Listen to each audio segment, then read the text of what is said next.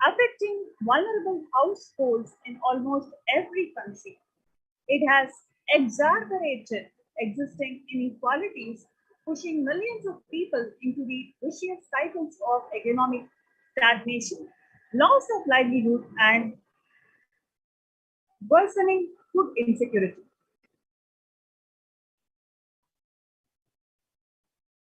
The World Bank estimates that 71 million people will be pushed into extreme poverty across the globe as a result of pandemic.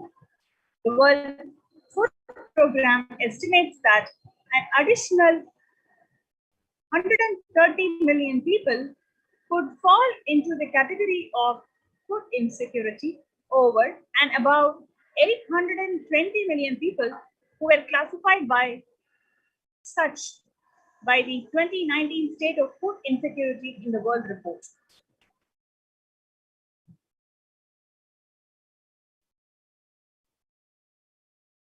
You can see here how exaggerating hunger projections are there and how it has increased at least threefolds from 2010 to 2021 over a period of 10 years, when the United Nations Sustainable Development Goals is to reduce the food insecurity issues, but over last 10 years, it has exponentially increased.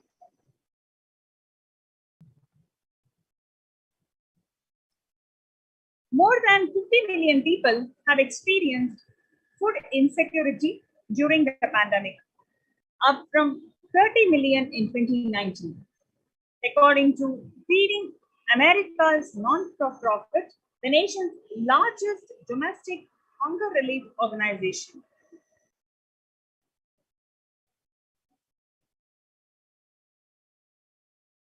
The child malnutrition and hunger skyrocket in Haiti as COVID-19 infections spike.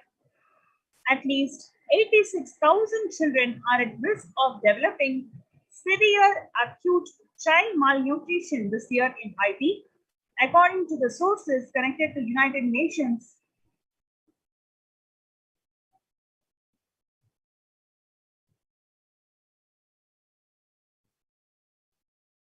Children's Fund. The number of children projected to suffer from starvation this year has doubled as the impoverished nation continues to grapple with extraordinary political and social crises exacerbated by the pandemic.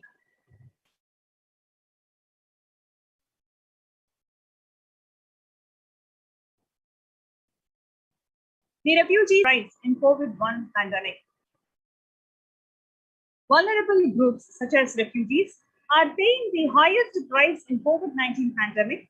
We are seeing alarming trends that show many refugees around the world are able to pay for food or rent and are struggling to access the healthcare and education.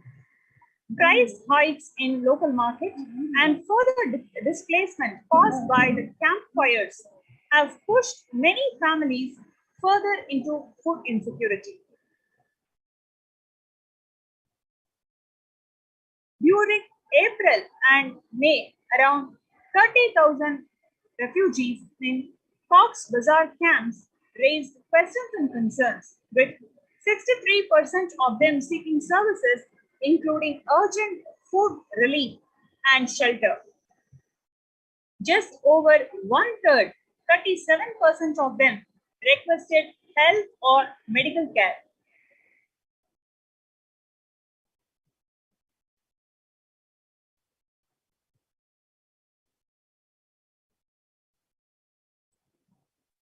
The number of people teetering on the brink of famine has risen from 34 million projected at the beginning of the year to 41 million projected as of June.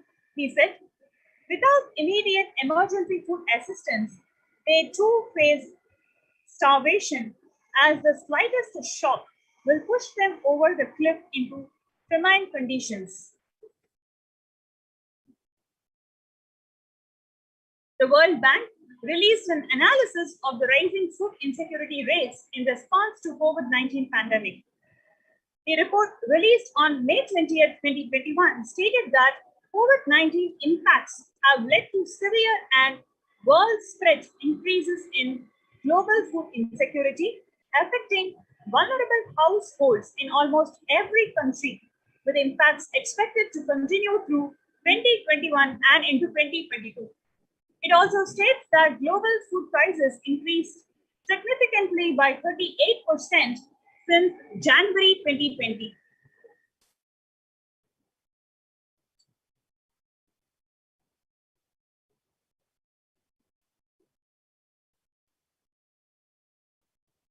$155 million people are caught up in food crises of varying severity. 133,000 people in Burkina Faso, South Sudan, and Yemen are at most risk. 10 countries account to two-thirds of those facing acute hunger. The resilience of agri-food systems is being eroded by conflict, insecurity, and environmental trends.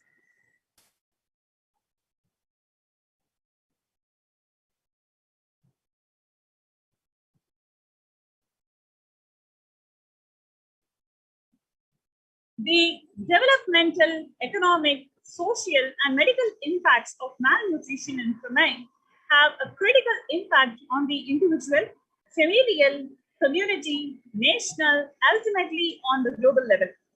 With the ongoing COVID-19 pandemic triggering an alarming spike in food insecurity, the United Nations have given warnings of famine of biblical proportions. In 2020 alone, 690 million people were estimated to be pushed into food insecurity. The access and availability of food has become of utmost importance.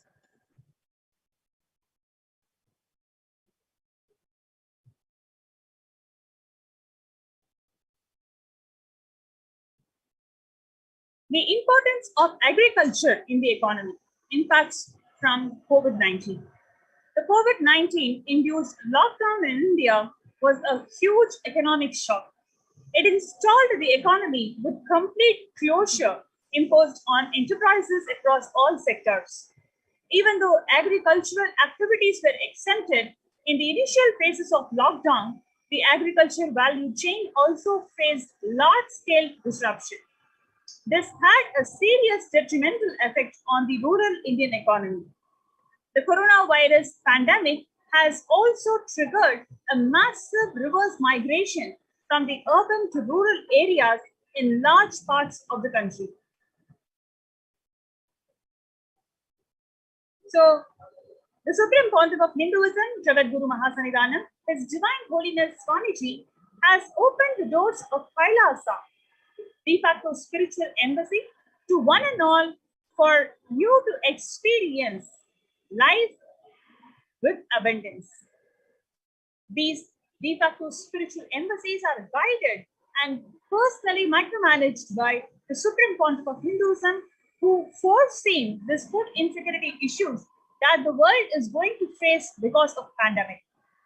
And owing to that, the Supreme Pontiff of Hinduism has ensured that these spiritual de facto embassies are enabled with enormous food banks, the groceries and food for the next 3 years for all of the residential ashramites, and also to the COVID care participants is being secured, protected, and enabled in these de facto spiritual embassies. So when the world is fighting the threefold increase of food insecurity issues as declared by the United Nations on one hand, on the other hand, we have the Supreme Pontiff of Hinduism, who has foreseen these issues ahead of time and enabled these de facto spiritual embassies with enough number of food banks. So here is an opportunity for you to be part of this enlightenment ecosystem that has been built, developed, and spread by the Supreme Pontiff of Hinduism to one and all. So you can register through the link below, kailasa.org/kailasacare, kailasa.org/KAILASACARE. Let's take a few minutes for us to register through the link kailasa.org/Kailasa Care.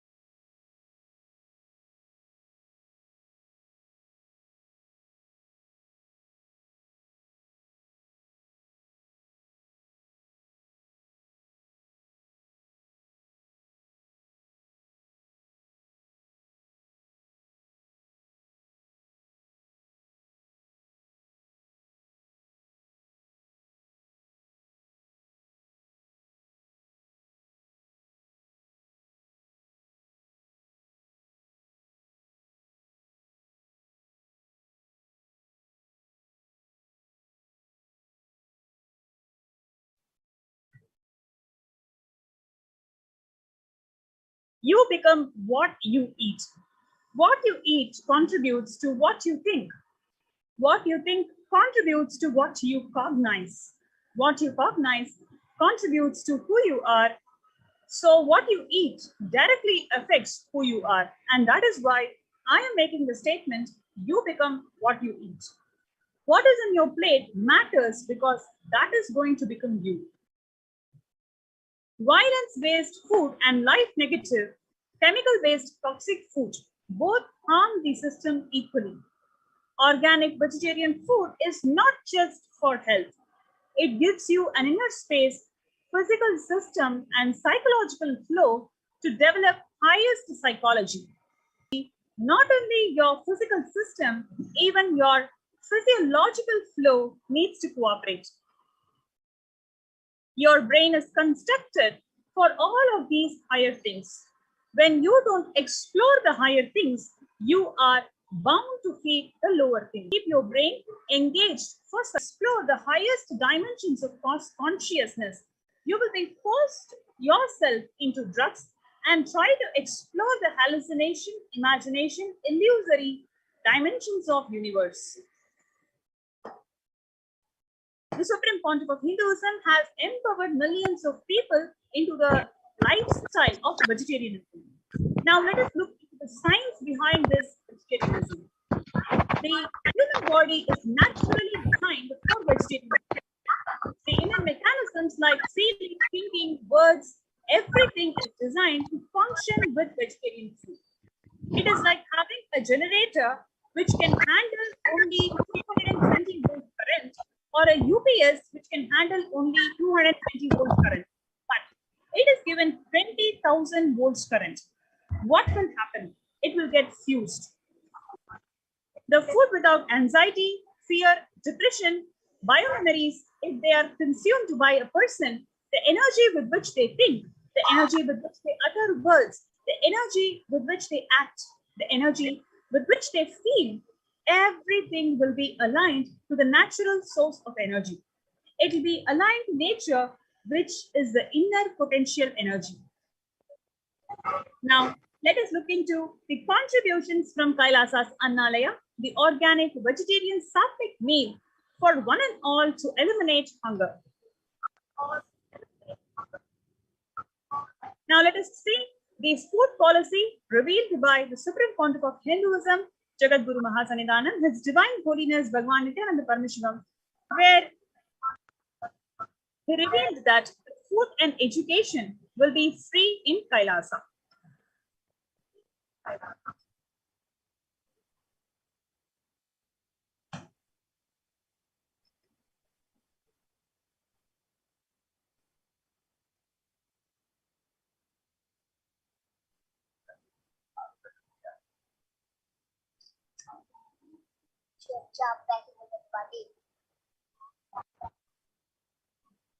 शुद्ध पानी के चक्कर में लोग तमन company R O service 100% purity और सही दाम की surety.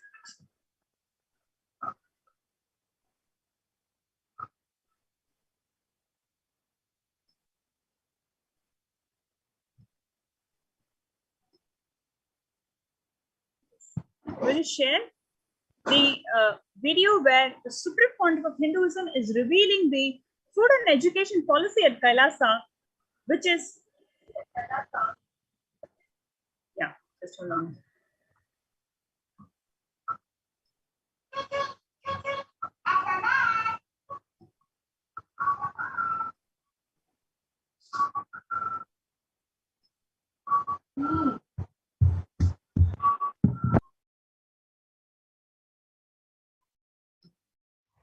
Paramashiva declares food has to be completely freely available for the whole nation.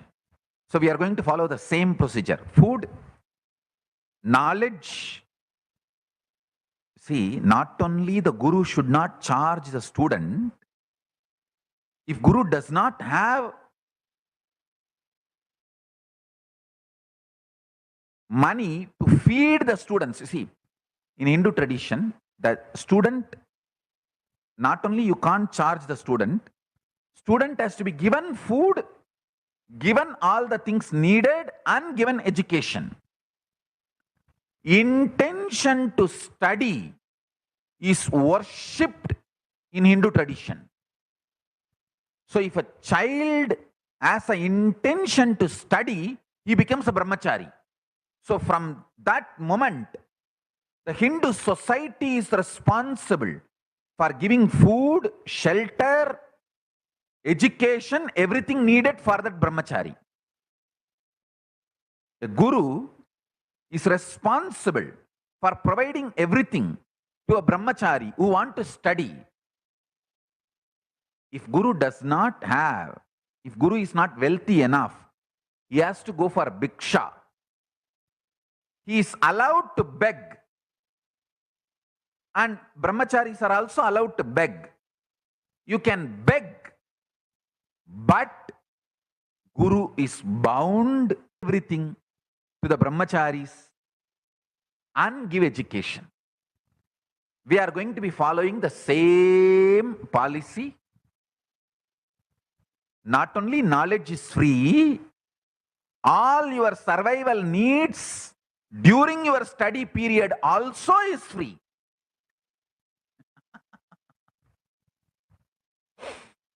And we are going to be following the same principles. My vision is to provide all these services to all the 2 billion Hindus all over the world. More than 1.2 billion born Hindus and around 800 million, 0.8 million practicing Hindus are there all over the world. So I feel my personal vision is to provide these services to all the 2 billion people all over the world. Let's see, with the grace of Paramashiva, we will be able to do it. Your perfect home deserves a perfect bathroom.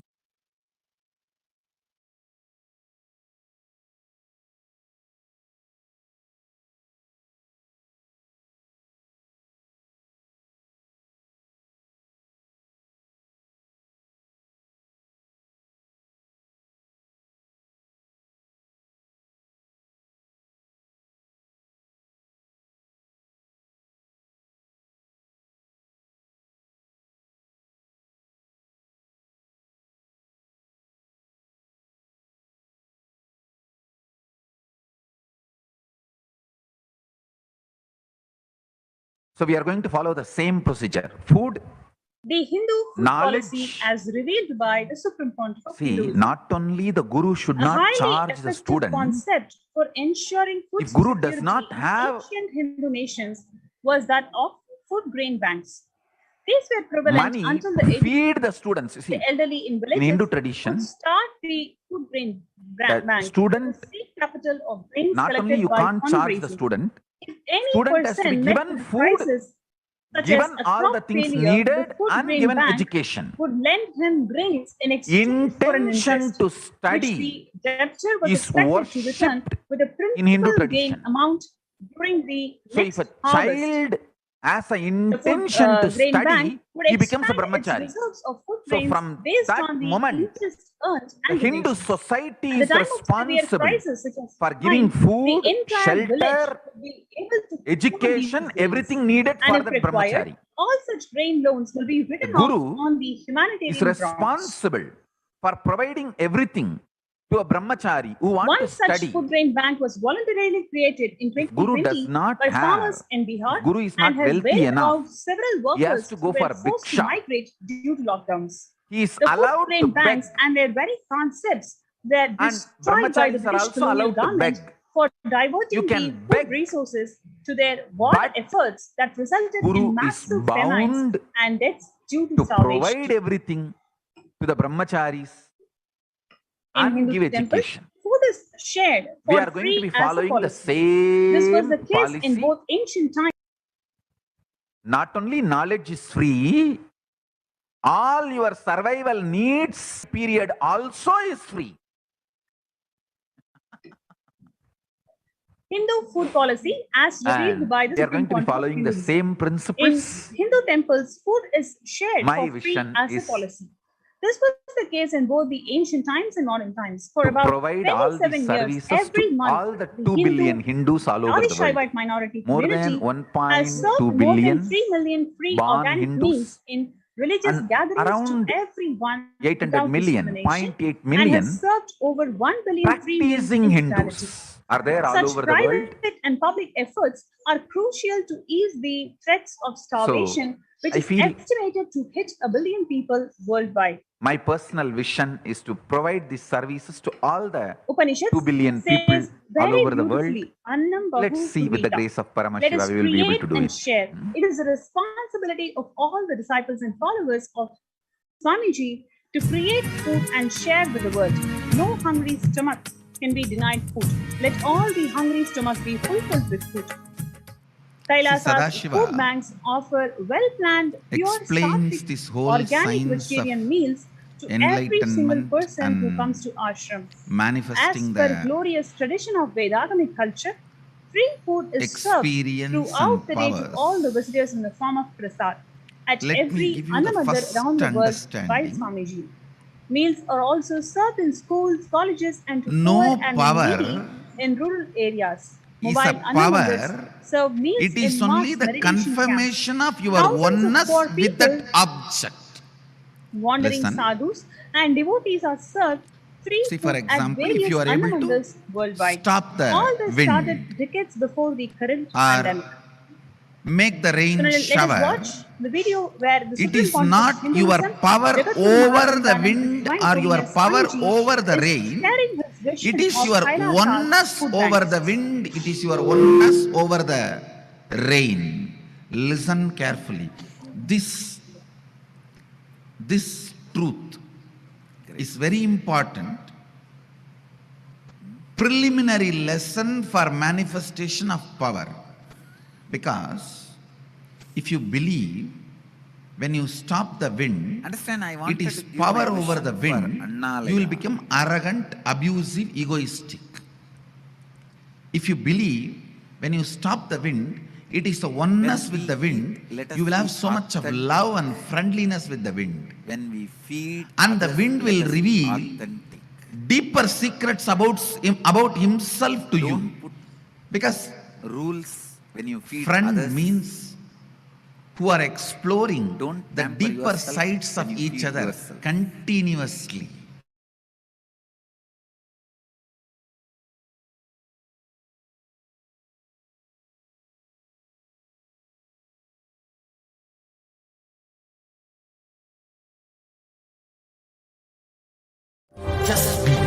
காளியின் ஆட்டத்தை ஆனந்தத்தை ஆனந்தத்தொடு ஆடிய ஆட்டத்தை கண்டோர் உயிருக்குளெல்லாம் இறங்கி குண்டலினி உயிர்ப்பிக்கச் செய்து மாய மனத்தின் இருளை அகற்றி மாயம் அழித்து மங்களம் தந்து குரு பக்தியும் சிவ பக்தியும் பரமசிவ பக்தியும் பரமசிவ சக்தியும் அளிக்கின்றேன். மனமாயை விடுத்து குரு பதத்தை பற்றுங்கள். நித்யானந்தமாய் நிஜாவதாரமாய் வந்துதித்த என்னை பற்றி வாழ்வில் எலா நலமும் பெற்றிடுங்கள். ஓம் ஓம் ஓம். யாதுமாகி நின்றாய் காளி, ஓம் காளி ஓம் சக்தி, ஓம் காளி ஓம் சக்தி, ஓம் சக்தி ஓம் சக்தி ஓம் சக்தி. ஓம் ஓம் ஓம் ஓம்.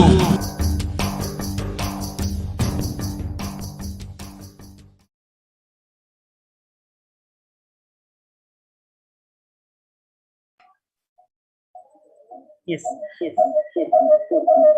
Dear viewers, sorry for the technical glitch.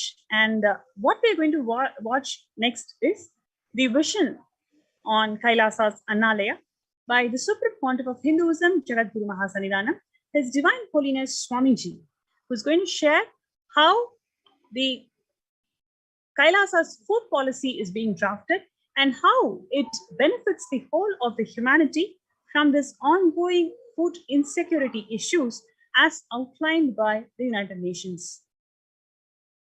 Let us watch this video. Great.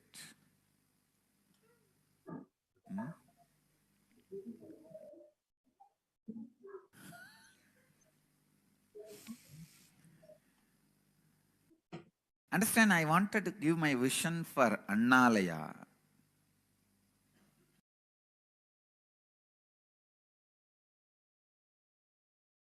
When we eat, let us be authentic. When we feed others, let us be authentic. Don't put rules when you feed others. Don't pamper yourself when you feed yourself. Understand? We do completely opposite. When we feed ourselves, we pamper. When we feed others, we put all rules.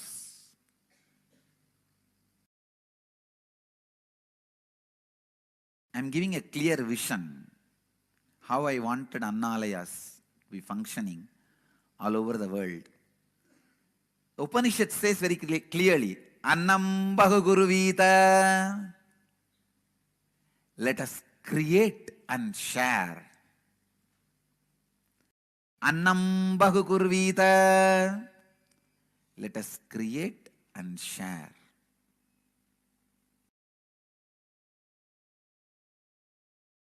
It's a responsibility of all the disciples and followers of Nithyananda to create food and share with the world. Create and share. No hungry stomach can be denied food. Second, no place where there is no hunger, you can't throw food.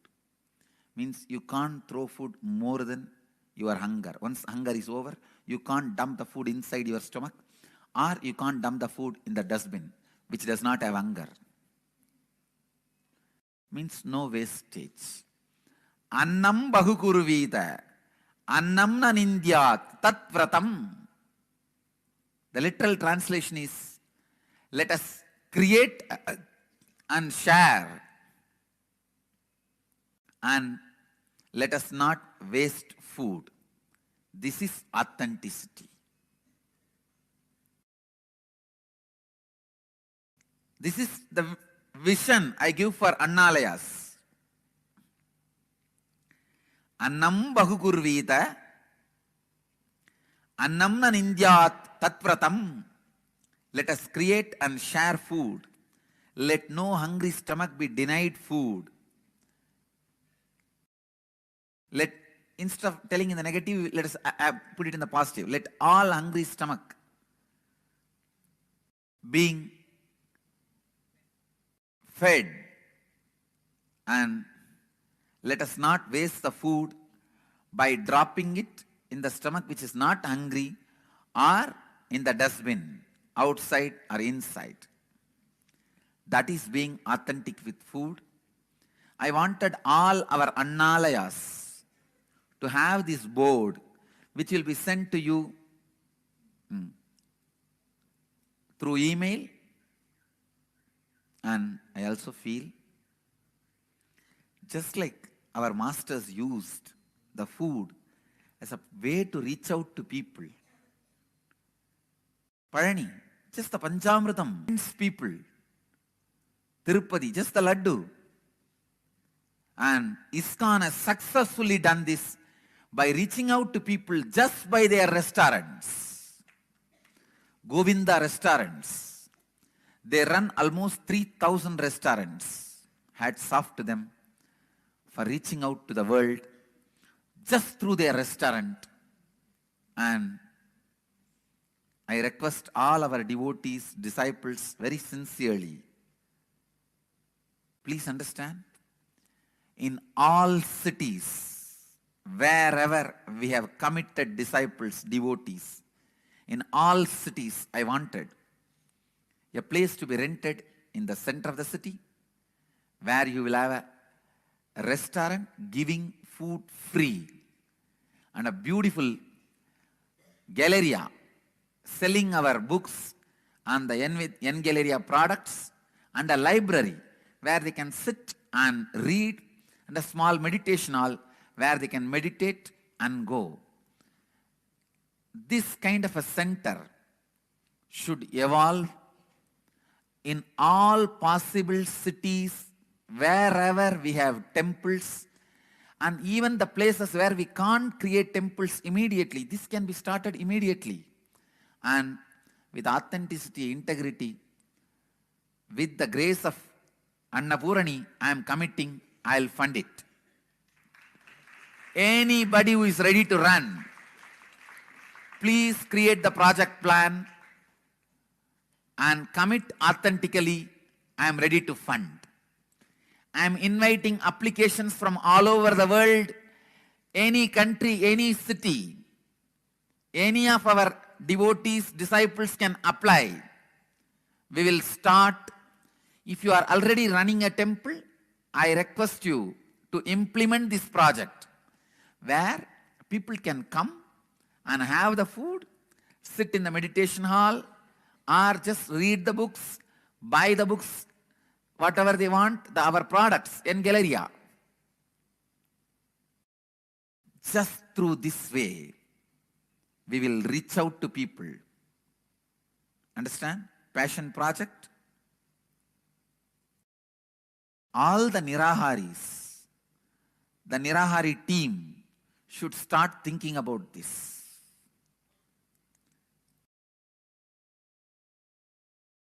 You should not be eating, but you should be sharing. When it comes to us, fasting is the ideal. When it comes to others, feasting is the ideal.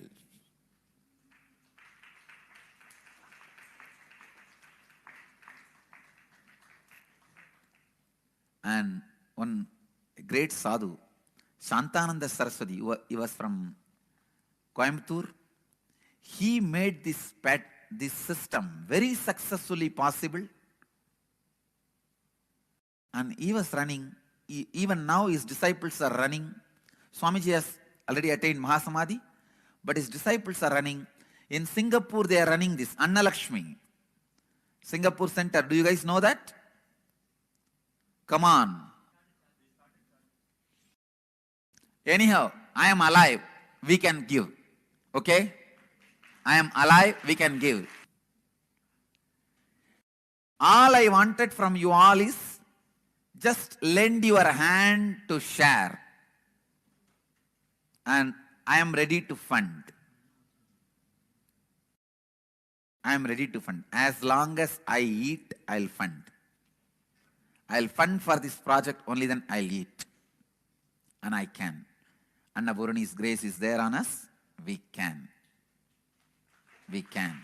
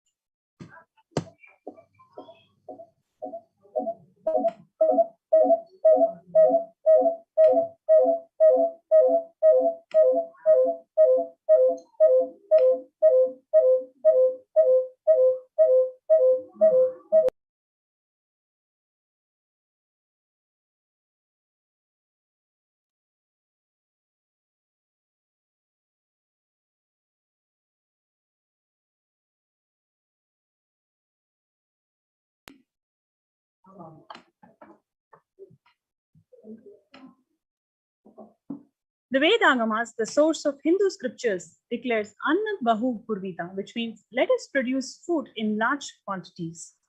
Through the widespread distribution and promotion of free, healthy, organic food, Kailasa's global peacekeepers, led by the Supreme Pontiff of Hinduism, serve such that we may achieve the food security, improve nutrition, and promote sustainable agriculture globally.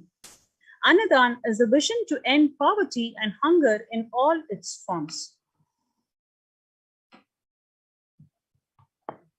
Through Kailasa's Department of Agriculture, the Supreme Pontiff of Hinduism, Jagadguru Mahasannidhanam, His Divine Holiness Swamiji has committed to distribute free organic food to one and all, not just since the beginning of his public life, but from his very upbringing itself.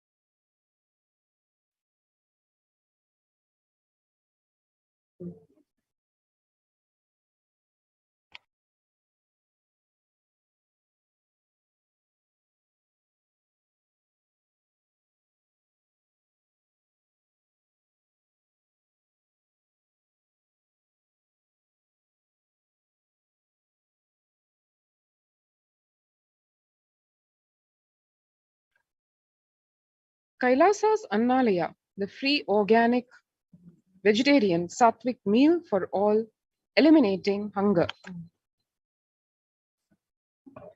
What do Kailasa's Annalaya stand for? The Hindu food policy, as we saw, explained and elaborated by the Supreme Pontiff of Hinduism, explains a highly effective concept for ensuring food security in ancient Hindu nations was that of food grain banks. These were prevalent until the 18th century. The elderly in villages would start food grain banks with a seed capital of grains collected by fundraising.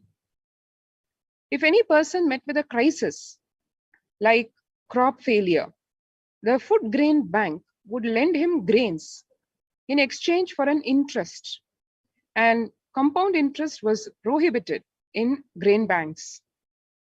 So the debtor was expected to return with the principal grain amount during the next harvest. The bank would expand its reserves of food grains based on these interests earned and donations. At the time of severe crisis like famine, the entire village would be able to withdraw these grains, and if required, all such grain loans would be written off on humanitarian grounds.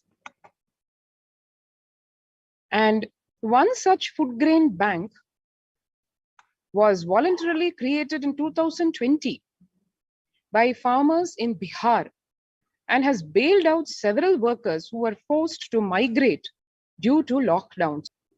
Food grain banks and their very concepts were destroyed by the British colonial government for diverting the food resources to their war efforts that resulted in massive famines and deaths due to starvation. One can see here in Bihar, the farmers formed grain bank to help feed the needy. The farmers, who are the stakeholders of the grain bank, have formed a set of guidelines to operate the bank while considering the rules to be followed during the lockdown. So one can see the ancient Hindu food policy being effectively used even in today's world, and not only during normal times, but also during this pandemic crisis, which has resulted in lockdowns and a complete shutdown practically of all civilized humanity operations.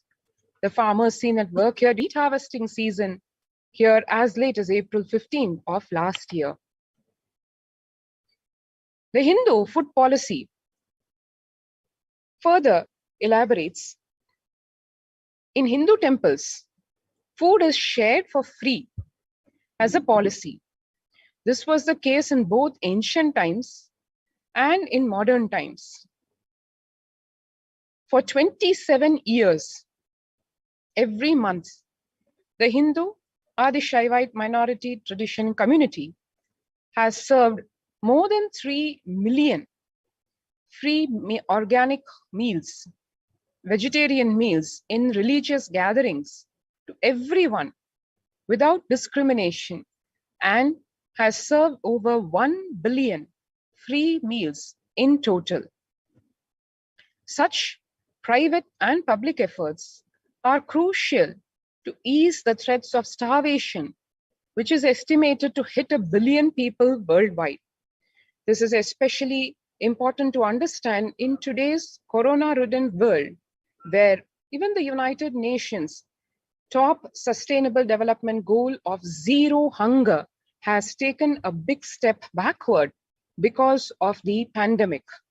And the numbers of people below the poverty line experiencing starvation and the future projected numbers are extremely concerning.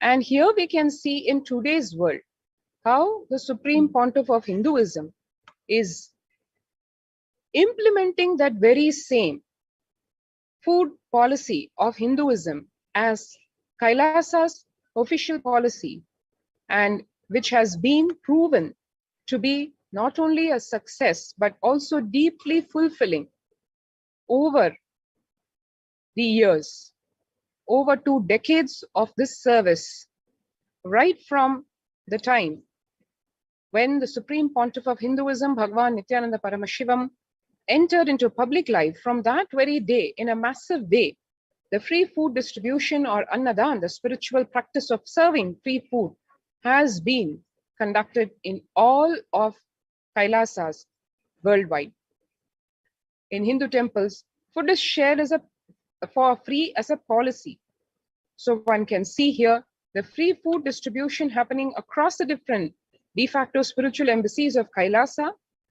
Through the Kailasa's Department of Agriculture, the Supreme Pontiff of Hinduism has committed to this distribution of free organic food to everyone, not just since the beginning of his public life, but from his very upbringing itself, right from the time when the Supreme Pontiff of Hinduism, Bhagavan Nithyananda Paramashivam, in his early years, right from the time he happened on this planet Earth, Annadan has been a very, very integral part of his life. Kailasas and Nalayas, the food bank established all across the globe, distributes and serves free, vegetarian, organic food for people of all caste, creed, religion, race, gender, social standing. And the global services under Kailasa's Department of State, including the Red Om, provides relief work for natural and man-made calamities, working to eliminate hunger from the face of this planet. Here one can see the Supreme Pontiff of Hinduism, Bhagavan Nithyananda Paramashivam, organizing relief efforts and free organic food distribution during the disaster relief activity when the Thane cyclone had hit the state of Puducherry in South India. Right from the early years when the Supreme Pontiff of Hinduism had just about entered his public life, as early as November of 2002, as these pictures show the early days of Kailasa's spiritual mission, where the Supreme Pontiff of Hinduism is offering Annadan for providing a free organic vegetarian meal on Kartika Deepam, the auspicious occasion which is celebrated in the temple city of Tiruvannamalai. And then going further, every year, the number of free meals, the number of people served, the de facto spiritual embassies of Kailasas serving free food worldwide has been increasing at an extremely accelerated rate. One can see here in 2005, the Arogya Yoga Health Workshop in Tamil Nadu, India, and we can see the Supreme Pontiff of Hinduism directly himself serving this free food. And 2007, just a couple of years later, one can see a jam-packed auditorium of meditation program participants, the people who had come to experience the Nithyananda Spurana workshop, being served the free organic vegetarian food by the Supreme Pontiff of Hinduism himself. 2009 in Adi Kailasa Bidadi, and 2011 at the Nithyananda Annalaya inauguration in the temple town of Tiruvannamalai and the hometown of the Supreme Pontiff of Hinduism. In 2012, in the state of Puducherry, when the Thane cyclone hit, the people of Puducherry, literally Kailasa, working day and night 24/7 to provide free food, healthcare, and spiritual strength and support, and the most important blessings of the Supreme Pontiff of Hinduism in all forms. Literally, we saw the Supreme Pontiff of Hinduism, Bhagavan Nithyananda Paramashivam, serving people on the ground right from cooking the food in the early hours, the wee hours of the morning, packing and taking it to every city, every village, every district of the state, and attending to the people, to their traumatic experience of losing in the Thane cyclone their kith and kin, their property, their whole life devastated, and the Supreme Pontiff of Hinduism right there on the ground to help them in all levels and to alleviate the trauma from their lives. In 2013, one can see a standing testimony to the commitment of the Supreme Pontiff of Hinduism to this divine service of Annadan or free food, where one can see here in this picture, even with a fractured hand, he is engaged in selfless work day and night, inspiring the peacekeepers of the sovereign order of Kailasa to engage in selfless service, leading the nation of Kailasa by example. In 2011, the Supreme Pontiff of Hinduism had a multiple compound fracture with the bone literally protruding out of the skin. In 2013, 2 steel implants that were fastened in 2011 were removed as the bones had healed completely. And this picture is after that surgery. 2016, where a bhandara or a feast is being served for the respected spiritual leaders and Hindu monks. 2017, the 21-day powerful inner awakening workshop in Tiruvannamalai, and all the participants being served the free food or the Annadan. And as late as 2019, at the Tiruchengodu Sarvajna Peetham, free food being served. And even when the corona pandemic has hit the world, the Annadan service continues as recent as 2020, where in the midst of the COVID-19 crisis, the Shamalapeta Sarvajna Peetham in Madurai, India, the sannyasis served the Annadan for one and all, including the police and the government officers. So now, if we have not already done so, let us take a few minutes to join the COVID Care Protection Center by registering now through the link below, https://kailasa.org/kailasacare. One wants to avail of this service, which is not only meant for protecting from COVID, but meant to transform our lives to a whole new breakthrough, as we will be hearing from our COVID Care Center protection participants in just a few minutes.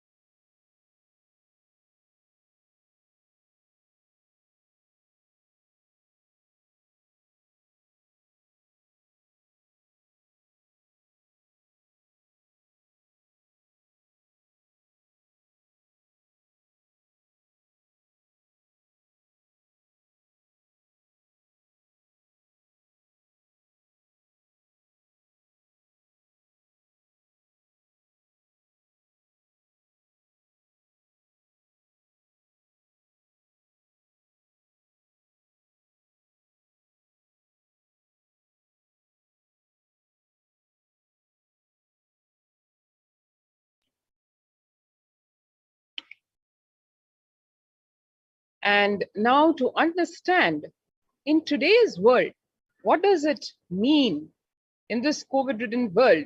What divine revelations, what the revelations by Devi Parashakti are as to how to handle the pandemic in all levels. Devi revealed, I came as Nijavatara. I am blessing you. Listen. People, listen.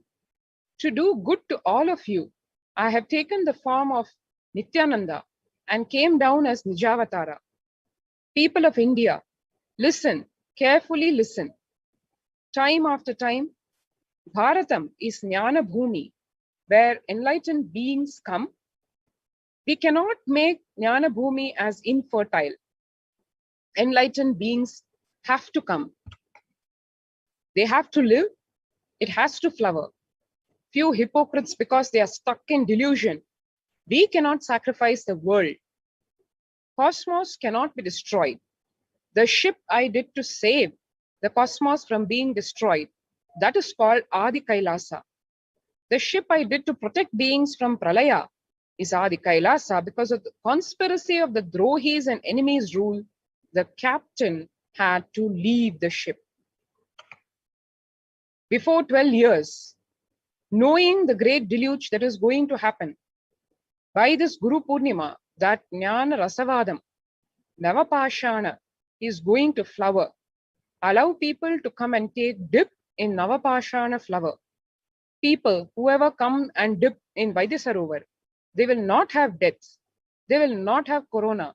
Crores and crores of people will come in line. Every day they will come and dip in Anandalingam. Devi further said, listen well to my words. For India, I made ship as protection. The Nithyananda Navapashana Lingam in Vaidyasarovar. Go to Adi Kailasa. O Indians, listen. All those regretting losing Nithyananda Nijavatara, without confusion and without talking just as lip service, go to Adi Kailasa. Crores of people will come there looking for health, Navapashana water feast and medicine, to get health and protection and enlightenment. To protect India from the great destruction, I, Parashakti, made this huge ship. Even if captain is not there, ship is there. And when the first world countries closed their borders during this massive global emergency, Kailasa that has opened all its doors to all without exception. Free COVID care centers have been opened across India in all the de facto spiritual embassies of Kailasa in India. Adi Kailas in Bididi, Bangalore, Salem Adinam in Tamil Nadu, Thiruvannamalai Adinam in Tamil Nadu, Rajapalayam Adinam in Tamil Nadu, Puduvai Adinam in Puducherry, Pattanam Adinam in Tamil Nadu, Siragapadi Adinam in Tamil Nadu, Sripuram Adinam in Hyderabad, Madurai Adinam in Tamil Nadu, Avattipalayam Adinam in Tamil Nadu, Hosur Adinam in Tamil Nadu, Baroda Adinam in Gujarat. Multiple free COVID care centers have been opened across India as Kailasa rushes to aid India as India finds itself on the verge of the COVID-19 third wave. Various humanitarian services have been offered and continue to be offered during this pandemic in Kailasa's de facto spiritual embassies across India. Same way, spiritual services are being offered during this pandemic in all of Kailasa's de facto spiritual embassies across India to provide support, mental health, psychological support to one and all, as one can see all the studies and research showing that a lot more percentage of the human population, over 70% of people have been impacted mentally by the stress and the fear induced by the pandemic. And therefore, healthcare today needs to be seen in a very holistic way. It is not just physical health protection, it's also mental health care.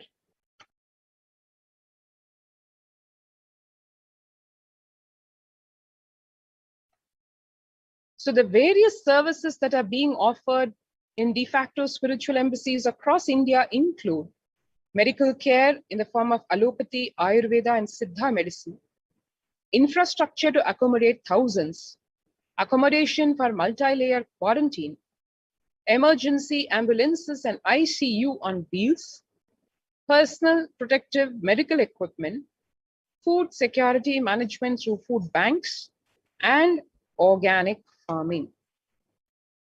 So if you've not already registered, join the COVID Care Protection Center now by registering through the link below https://kailasa.org/kailasacare. Let's take a couple of minutes to register ourselves at this link.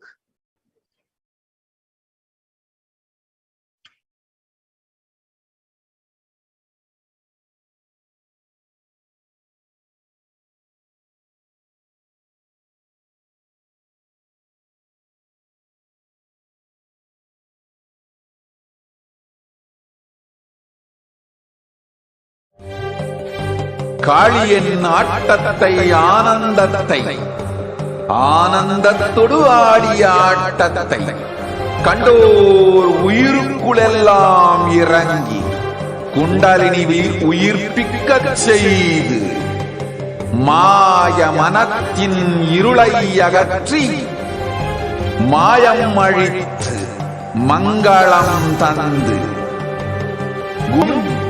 சிவ பக்தியும்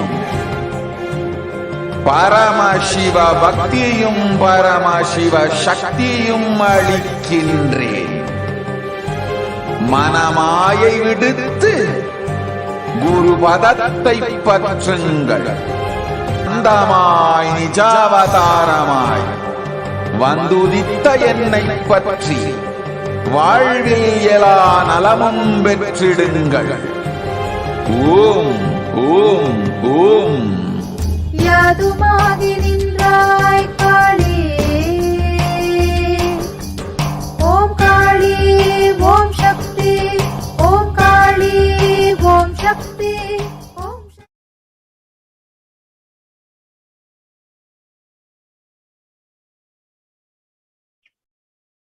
And one can see here just few glimpses of Kailasa's food bank in Adi Kailasa Sarvajna Peetham, and the sannyasis, the disciples, the devotees getting the food bank ready, working round the clock in organizing the storage of these groceries for the COVID Care Center Protection participants as well as the residents.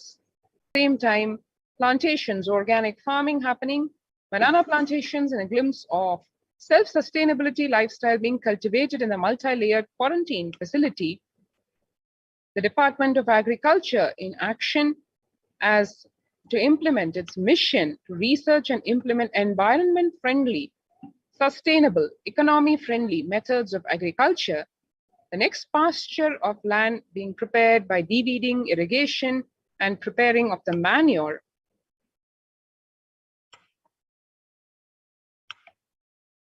And the Ayurvedic Sattvic vegetarian food being served to one and all, including a wholesome spread of various Sattvic organic vegetarian food distributed to all the locations on the campus. And the COVID Care Protection Center participants blissfully enjoying this free organic Sattvic meals. And bi-monthly, the sacred auspicious Maheshwara Puja being offered to the departed souls, and as a part of that ritual, the monks, the monastic disciples, and the COVID Care Protection Center participants partaking of this divine food.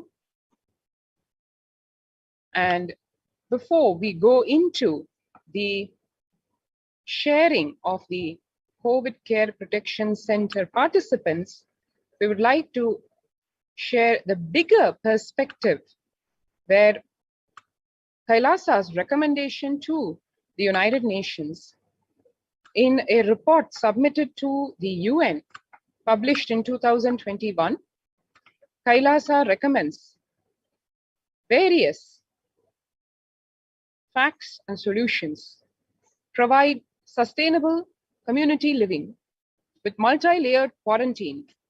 Home or self-quarantine is not a viable option for a vast majority of people for either health safety or economic reasons. Home quarantine has been reported to be a primary reason for a large number of deaths.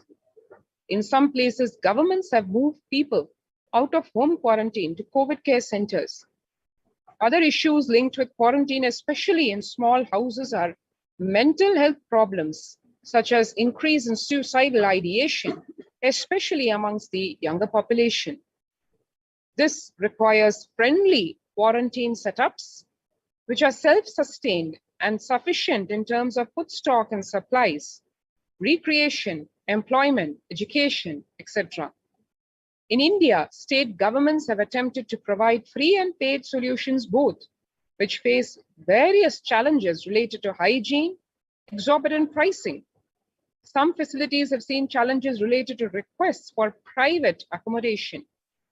For 2 decades, the leader of the Adishaivite minority tradition Hindu community, the Supreme Pontiff of Hinduism, Jagat Guru Mahasannidhanam, His Divine Holiness Bhagwan Nithyananda Paramashivam, had been creating townships like Auroville across more than 100 cities in several countries.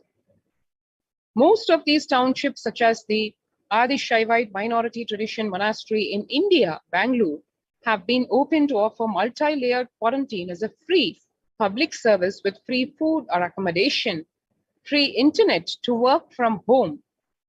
The community has seen a fair amount of success in these townships with 0 reported cases of COVID infection in the past 2 years and has already saved many lives. And therefore, that is one more reason, perspective to join the COVID Care Protection Center by registering now through the link https://kailasa.org/kailasacare. While you're registering, we'll just be right back in a couple of minutes with our COVID Care Center Protection participant who would like to share her very in-depth experiences at Adi Kailasa.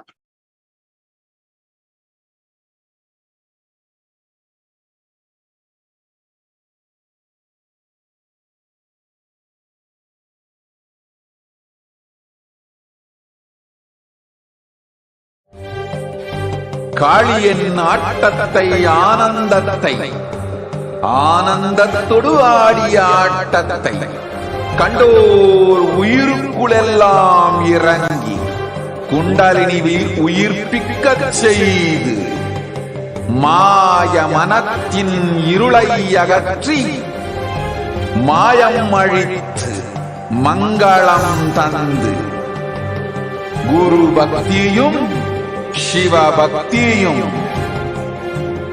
Paramasiva பக்தியும் பரமசிவ சக்தியும் அளிக்கின்றேன். மனமாயை விடுத்து குரு பதத்தை பற்றுங்கள். நித்யானந்தமாய் நிஜாவதாரமாய் வந்துதித்த என்னை பற்றி வாழ்வில் எல்லா நலமும் பெற்றிடுங்கள். ஓம் ஓம் ஓம். யாதுமாகி நின்றாய் காளி, ஓம் காளி ஓம் சக்தி, ஓம் காளி ஓம் சக்தி, ஓம் சக்தி ஓம். ஓம் Nityananda பரமசிவோஹம்.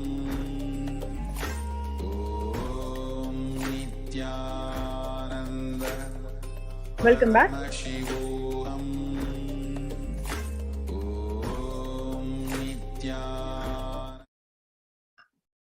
Yes, welcome back. And today to our show, we have Ma Kalyani from Trichy, who joined us recently as a COVID care protection participant in Adi Kailasa Nithyananda Paramashivam. She came with her 2 daughters, and now one of her daughters is already a adolescent in Nithyananda Gurukul. So we're going to hear some wonderful stories, wonderful experiences from Ma Kalyani from Trichy. So welcome Ma Kalyani to the show today. Nithyananda Ma. May I request you to unmute yourself? Yes. Nithyananda Ma. Nithyananda Paramashivam. நம்ம நித்யானந்த சுவாமிக்கு ஒரு நமஸ்காரம். எனக்கு இப்போ ரொம்ப வருஷமா எனக்கு பகவானை தெரியும். அதுவும் இந்த கோவிட் கேர்ல நம்ம ஆத்துல அவ்வளோ மாஸ்க் எல்லாம் போட்டுண்டு ரொம்ப கஷ்டப்பட்டு இருக்கிறதே பகவான் ஒரு அறிவிப்பு சொன்னா, யாரெல்லாம் தன்னோட உயிரை காப்பாத்திக்கணும் அப்படின்ட்டு இருக்கீங்களோ நீங்க யார் வேணாலும் வரல, நான் ஆதி கைலாசா கேட்டை திறந்து வச்சுக்கிறேன்னு சொன்னா எனக்கு அதுவே பெரிய சந்தோஷம் ஆயிடுச்சு. ஸோ நாங்கள் தேவி பராசக்தி ஆகாஷிக் ரீடிங்ல கேட்டோம், நீ உடனே கிளம்பி வா ஆதி கைலாஷ் அக்கன்ட்டு எங்களுக்கு பிளெஸிங் கொடுத்தாரு பகவான். ஸோ நாங்கள் கிளம்பி வந்திருக்கேன் என்னோட எல்டர் டாட்டரோட 2 டாட்டரோட. அதோட எனக்கு 1.5 வருஷமா ஒரு கனவு என்ன இருந்துன்னா, என்னோட சின்ன குழந்தை 7 வயசு முடிஞ்சு அவ குருக்குள்ள சேர்க்கிற வயசு. அப்ப என்னடா அது கோவிட் கேர்ல பகவான் சங்கா எல்லாம் மூடி வச்சிருக்கேன் அப்படின்னு சொல்றாலே, எப்ப சேர்க்கலான்ட்டு ஒரு இது. பகவான் சொன்ன உடனே எனக்கு ரொம்ப சந்தோஷம். நான் குருக்குள்ள சேர்க்கறதுக்கு கேட்டேன், ஆசீர்வாதம் பண்ணி நான் இங்க அழிச்சுன்னு வந்திருக்கேன். ஸோ பகவான் புண்ணியத்துல குரு பூர்ணிமா அன்னைக்கு அவ குருக்குள்ள அட்மிஷன் ஆயிருக்கா. எனக்கு அதுல ரொம்ப சந்தோஷம். ரொம்ப வெல் செட்டில்டா, என்னமோ தான் தேடின ஸ்கூல், ஒரு ஹோம்ஒர்க் எழுதாத ஸ்கூல், தனக்கு பிடிச்ச ஒரு ஸ்கூல் அதுதான் கிடைச்ச மாதிரி அது அந்த குழந்தை ரொம்ப ஃபீல் பண்றது. She is so enjoying. எனக்கு ரொம்ப ஹாப்பியா இருக்கு. என்னோட பெரிய குழந்தை இங்கேருந்து படிச்சுட்டு இருக்கா காலேஜ். ஸோ பகவான் ஃபுட்டு 3 வேளை, சாய் காஃபி, நான் ஒரு சாய் காஃபி அடிக்ட் சொல்றதுக்கு இல்லை, டீ காஃபி இருந்தா போறோம், பகவான் அதை கூட கொடுத்து நீ வா அப்படின்னு சொல்லி இவ இங்கேருந்து படிச்சுட்டு இருக்கா. வைஃபை ஃப்ரீ, சாப்பாடு 3 வேளை, டீ, இத்தனை சாப்பாடு எங்களுக்கு கொடுத்து எங்களை பத்திரமா பார்த்துட்டு இருக்கா. ஒரு ஹிந்துயிசத்துக்கு, ஒரு ஹிந்துக்கு இதை விட யாரும் பண்ணுவாளா அப்படின்றது எனக்கு தெரியல. பெத்த அம்மா கூட சமயத்துல கொஞ்சம் அழுத்துப்பா, அதை விட நம்மளை பெக்காத ஒரு அம்மாவா, இந்த காஸ்மிக் மதரா நான் பாக்குறேன் பகவானு. ஸோ இந்த 3 மாசமா நான் ரொம்ப என்ஜாய் பண்றேன். என்னால முடிஞ்ச சின்ன சின்ன ஒர்க்கு, ஒரு வாலண்டியரிங் சர்வீஸ் மாதிரி, அது கூட எந்த கம்பல்ஷன்ல எனக்கு ரொம்ப பிடிச்சி என்ஜாய் பண்ணி பண்றோம். ஸோ 15 நாள் என்ன கோவிட் ஃபர்ஸ்ட் இதுல கொரோனாவோட அந்த ப்ரொடெக்ஷன் சென்டர் இதுல வச்சிருந்தேன் குவாரண்டைன்ல. அப்போ கூட காலையில எழுந்த உடனே நீம் ஜூஸு, ஒரு ஆவி பிடிக்கிறது, சளி தும்மல்னா உடனே மருந்து கொடுக்கறது, ராத்திரில கடுக்காப்பொடி, இந்த மாதிரி ஒரு அம்மா குழந்தைய எப்படி பார்த்துப்பாளோ அந்த மாதிரி பார்த்துட்டு இருந்தா. ஃபுல்லா நான் எதை சொல்லணும், சாப்பாடு ரொம்ப எனக்கு பிடிச்சது. அதோட இவாளோட மெடிசன், எனக்கு எந்த ஒரு சின்ன தலைவலின்னா கூட உடனே அந்த மெடிசன் டிபார்ட்மெண்ட்டுக்கு நம்மளை அமைச்சு அவ டேக் கேர் பண்ணிட்டு ஈச் அண்ட் எவரி ப்ராப்ளத்தை அவ கேட்டு அதுக்கு உண்டான மெடிசனே எனக்கு ஃப்ரீயா பண்ணி அந்த மாதிரி என்னை பத்திரமா பார்த்துக்கிறது எனக்கு என்ன சொல்றதுன்னே தெரியல. நம்மளை யாராவது இந்த மாதிரி பார்த்துக்கிறான்னா நான் ரொம்ப சந்தோஷமா இங்க இருப்பேன். அந்த மாதிரி நான் ரொம்ப ப்ரொடெக்டிவா ஒரு அம்மா மடியில உட்கார்ந்துருக்கிற ஒரு சின்ன குழந்தை மாதிரி ஃபீல் பண்ணேன். ஸோ இதை பார்க்குற எல்லாரும் நீங்க என்ன பண்ணணும், நீங்க எல்லாரும் ஆதி கைலாசா வரணும், இங்க இருக்கிற இந்த ஃபெசிலிட்டிஸை என்ஜாய் பண்ணணும், பகவானோட நமக்காக அவர் செய்யறார் அப்படின்ற ஒரு கோரிக்கையை நீங்க ஏத்துண்டு நீங்க வரணும். நான் இங்க இருக்கேன், இதெல்லாம் நான் என்ஜாய் பண்ணிட்டு இருக்கேன். ஸோ என்ன மாதிரி உங்களையும் என்ஜாய் பண்றதுக்கு நான் இன்வைட் பண்றேன். ஸோ டெஃபினட்டா இது பார்க்குற ஹிந்துக்கள், அவர் பகவான் ஹிந்து தான் வேணும் அப்படின்னு சொல்லலை, முஸ்லீமா இருந்தாலும் சரி, நீ பிறப்பால யாரா இருந்தாலும் சரி, இங்க உள்ள அலைன்மெண்ட்டுக்கு செட் ஆயிக்கும். மார்னிங் 4 மணிக்கு யோகா, 5 மணிக்கு பூஜை, அதுக்கப்புறம் உன்னோடது எல்லாமே உன்னோட ரொட்டீன் தான்.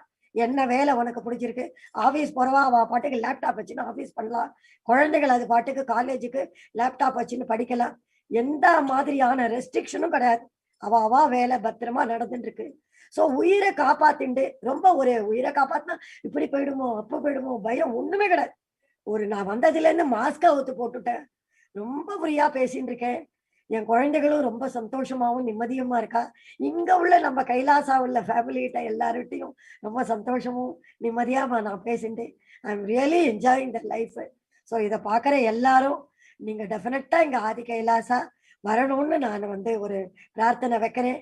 நீங்களும் இங்க வருவேள், வந்த செகண்டுக்கு என்ன மாதிரி என்னோடய என்ஜாய் பண்ணுவேள் அப்படின்ற கேரண்டியை பகவான் கொடுப்பார். ஸோ பகவான் இத்தனை சான்ஸ் கொடுத்த எனக்கு ரொம்ப ரொம்ப நன்றி. அவர் ஹிந்துவிசத்துக்கு பண்ற ஒரு சேவை அளவறியற்றது. அவர் இந்த பழைய நம்ம என்ன லைஃப் ஸ்டைல், சாதாரணமா அந்த குருகுல் குழந்தைகள், ஏன் என்னோட குழந்தைய குருகுல்ல சேர்க்கிறேன்னு சொல்லுவோம். சாதாரணமா கண்ணை மூடி கண்ணை திறந்துட்டு செய்யற ஒரு விஷயம் நானே சாவி இருந்தா தேடுவேன் 10 நிமிஷம். கண்ணை மூடிண்டு இந்த குழந்தைகள் செய்யறது, அப்புறம் ரிமோட் ஸ்கேனிங், இங்க உக்காந்துட்டு அங்க யார் என்ன பண்றா, வேற ஒரு இடத்துல என்ன பொருள் எந்த இடத்துல இருக்கு அப்படின்றது, ஒரு உடம்ப ஸ்கேன் பண்ணி பாக்குறது, எந்த ஆர்கன்ல என்ன பிரச்சனை, உனக்கு கிட்னில ஸ்டோன் இருக்கு, இந்த மாதிரி குடல்ல ஒரு இதுவா இருக்கு, அந்த மாதிரி ஒரு விஷயத்த சொல்லியுமே உனக்கு பிரச்சனை இருக்கு சொல்லிட்டு அதுக்கு உண்டான ஹீலிங்கையும் கொடுக்கறது அந்த குழந்தைகள்.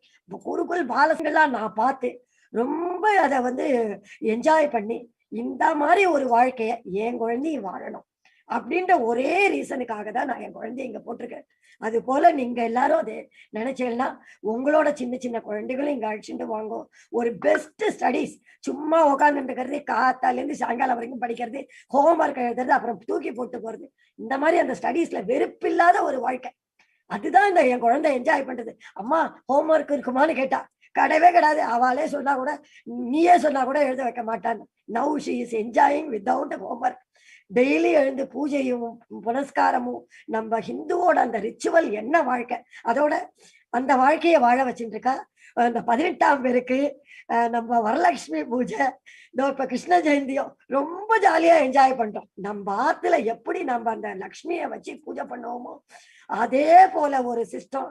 மனுஷா வந்திருக்கா, அவாவா இஷ்டப்படி பூஜை பண்ணட்டோம்ட்டு அந்த ஒரு எக்கோ சிஸ்டத்துக்கும் பகவான் நம்ம என்ன பண்ணணும்னு நினைக்கிறாளோ அந்த மாதிரி பண்ண சொல்லி, ஐயோ ஆத்துல இருந்தா பண்ணிருப்போமே, இங்க பண்ணலையே, எந்த குறையும் இல்லை எங்களுக்கு. நாங்க ரொம்ப நல்லா என்ஜாய் பண்ணினோம். அந்த வரலட்சுமி பூஜையை கொண்டாடினோம், 18ஆம் பேருக்கு பூஜையை கொண்டாடினோம். அதோட இங்க 2 பேரோட ஒருத்தரோட தாலி முடிகிற அந்த 3வது மாசத்தோட ஒரு ஃபங்க்ஷன், இன்னொரு ஒருத்தரோட இந்த 8வது மாசம் வளையல் காப்பு விழா, அதெல்லாமும் பகவான் கிராண்டா கொண்டாட வச்சார். சோ இங்க வந்த எல்லாரும் அவளோட எந்த ஒரு ஃபங்க்ஷனும் குறையாம, எந்த ஒரு நான் இதை விட்டு இங்க வந்துட்டேனே இது போயிட்டு அப்படின்ற குறை இல்லாம நம்மளை பத்திரமா பாத்துக்கிற ஒரு பகவானுக்கு கோடான கோடி நன்றி சொல்றேன். பகவான் நித்யானந்த பரமசிவத்துக்கு ரொம்ப சந்தோஷம். இந்த ஆப்பர்ச்சுனிட்டி கொடுத்த இந்த நித்யானந்தா டிவிக்கு, இந்த மக்களுக்கு, இங்க கோஆர்டினேட்ஸ்க்கு எல்லாருக்கும் ஒரு நன்றியை சொல்றேன். இதை பாக்குற மக்கள் தயவு செஞ்சு நீங்க வாங்குவோம், எந்த டவுட்டும் வேண்டாம். உங்களுக்கு எதா இருந்தாலும் இங்க கிளியர் பண்ணி நேச்சுரல் ஃபுட். அதோட இன்னொன்னு நான் சொல்ல மாட்டேன், அம்மாவாசை I'd like to interrupt here, Kalyani ma. You've said so many important things. Konjam, we will translate this for our English viewers because I don't want to miss a single point which you said. So please hold on. Kalyani ma was sharing ebullience and excitement. I just restrain myself from stopping her, but I'm forced to do so to translate for all our English viewers. Kalyani ma, right from the start, how life outside is, where you're forced to roam around with masks, and life is now just come down to living with masks. And here in Adi Kailasa COVID Care Protection Center, she was sharing first such a feeling of gratitude to the Supreme Pontiff of Hinduism, Bhagavan Nithyananda Paramashivam, for opening the doors of Adi Kailasa and various de facto spiritual embassies of Kailasa across India to allow people to protect themselves by just coming to this multi-layer quarantine facility. And after coming here, she was sharing in every way, right from providing the free vegetarian sattvic food to, like she was sharing, even I wouldn't have even asked for more, but even to the extent of providing tea and coffee, the Supreme Pontiff of Hinduism, Bhagwan, actually ensuring, literally, like she said a couple of times, she feels she is in her home, in her mother's lap. That is exactly what it is, literally, physically also, because Adi Kailasa is nothing but the home of Devi Parashakti herself. And as everyone over here feels, it is not just a home in a traditional sense. It is literally a home where Devi Parashakti is having each one of us in her lap. So Kalyani ma was sharing that, and also how she's so happy. She was waiting to put her child in the Nithyananda Gurukul, and she was just wondering how is it going to be possible because of the lockdown and the doors of Adi Kailasa had been closed for protecting from the COVID-19 pandemic, and she was so feeling so blessed and filled with so much of gratitude to opening the doors of Adi Kailasa, and she could put her second daughter in the Nithyananda Gurukul, and she kept reiterating how she's so happy to have a school where there is no homework, and her daughter is also equally happy about the same. And she went on to tell her daughter that even if you want and you ask whether homework you need to do or you can do, they will say no. And she's so happy that she's growing in a truly Hindu environment, learning all the pujas, the rituals, and she settled here so well. And again and again, Kalyani Ma was reiterating the gratitude that she feels for Bhagwan Nithyananda Paramashivam, for opening the doors of this sacred space to one and all, and how in the whole day, the various spiritual routines that are followed from the wee hours of the morning, and after that, she has been an active volunteer in our COVID Care Protection Center, always doing one thing or the other. And she was sharing about how she doesn't feel, nobody feels any force to do anything, but everybody wants to volunteer their time and energy because everybody feels so much of gratitude to what Bhagwan is showering for each and every one of us over here. So Kalyani Ma was sharing about this contrast between the outside world and here, and how it is really unimaginable how a being like Bhagwan can exist to shower and continuously shower without expecting anything in return. That is kind of, pardon me if I really couldn't capture the excitement and the enthusiasm and the real pure heart with which Kalyani Ma shared. I tried to convert into English whatever little I could, and I'd like to ask Ma Kalyani to continue. Especially she wanted to share. She kept exhorting every one of the viewers, come to Adi Kailasa, experience this. This is what life is all about. And I'd like Ma to continue sharing on what she was saying about the Gurukul and about Adi Kailasa and the Kailasas and of course Bhagwan.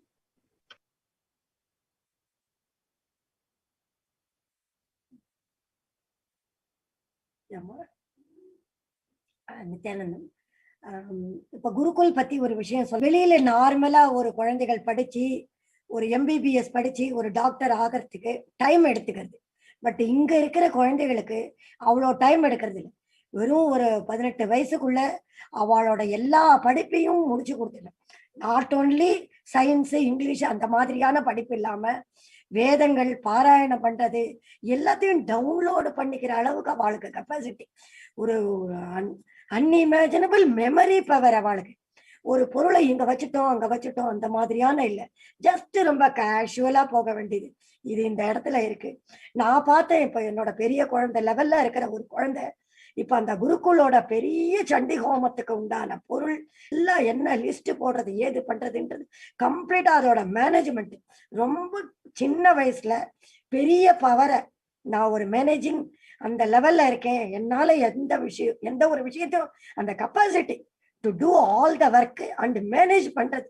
இந்த இடத்துல இந்த பொருள் தான் வேணும், இது தேவையில்லை அப்படின்ற ஒரு அந்த சார்ட் அவுட் ஒரு செகண்ட்ல, ஃபிராக்ஷன் ஆஃப் செகண்ட்ல அதை பண்ணிட்டு அந்த மாதிரி பெரிய பெரிய வேலையெல்லாம் பார்க்கறதே எனக்கு அப்படியே ரொம்ப என்ன சொல்றது, என்ன எவ்வளோ பெரிய எக்ஸ்பீரியன்ஸ் ஆன ஒருத்தரா இருந்தா கூட சில விஷயங்கள் எடுத்து வைக்கிறதே தடுமாறும். பட் இந்த குழந்தைகள் ரொம்ப ஈஸியா பண்ணிட்டு போயிடுறே, அது ஒரு விஷயம் எனக்கு ரொம்ப பிடிக்கும். அதனாலேயே நான் குருக்குல்ல என்னோட இந்த குழந்தையை சேர்த்திருக்கேன். ஜஸ்ட் நான் ரொம்ப பார்த்துட்டே இருக்கிற இன்னொரு விஷயம், என்ன பொருளை காணும் அப்படின்னா கூட அந்த தேர்டைல ஒரு செகண்ட் உட்காந்து இந்த பொருள் இங்கதான். இப்ப ஜஸ்ட் ஒரு டே பிஃபோர் எஸ்டர்டேல கூட பகவான் ஒருத்தருக்கு சொல்றா, உன்னோட ஈசான மூலையில உன்னோட நகை இருக்கு அப்படின்ட்டு. அந்த மாதிரி ஒரு சிம்பிளா நானே எவ்வளவு பொருளை தொலைச்சிட்டு தேடி இருக்கேன். இந்த மாதிரி எனக்கு யாராவது ஹெல்ப் பண்றவா இருந்தா ஒண்ணுமே சொல்ல மாட்டேன், நான் ஜஸ்ட் அவளுக்கு வாழ்க்கை பூரா நன்றி சொல்லிட்டு இருப்பேன். நான் நம்ம ஒரு காணாம பொருள் ஒரு கண்டுபிடிக்கிறதுங்கிறது நம்மளால நிஜமா முடியாத ஒண்ணு. போலீஸ் கூட ஒரு 3 மாசம் கழிச்சுதான் அதோட அந்த இங்க அங்க தேடி கண்டுபிடிக்கும். வித்தின் 3 செகண்டுக்குள்ள இந்த குழந்தைகள் சொல்றதே அது எவ்வளவு பெரிய அந்த ஸ்டடிஸ் எந்த மாதிரி பாரம்பரியத்தை நாம கொண்டு வந்திருக்கோம். அந்த மாதிரி ஒரு செடியா ஜஸ்ட் சும்மா இந்த சாப்பாடு ஊட்டுற மாதிரி அந்த குழந்தைகளுக்கு ஒரு ஊட்டிட்டு போயிடுறாரு பகவான். அத ஒரு கஷ்டமா கூட அந்த கத்துக்கிறது இல்லை.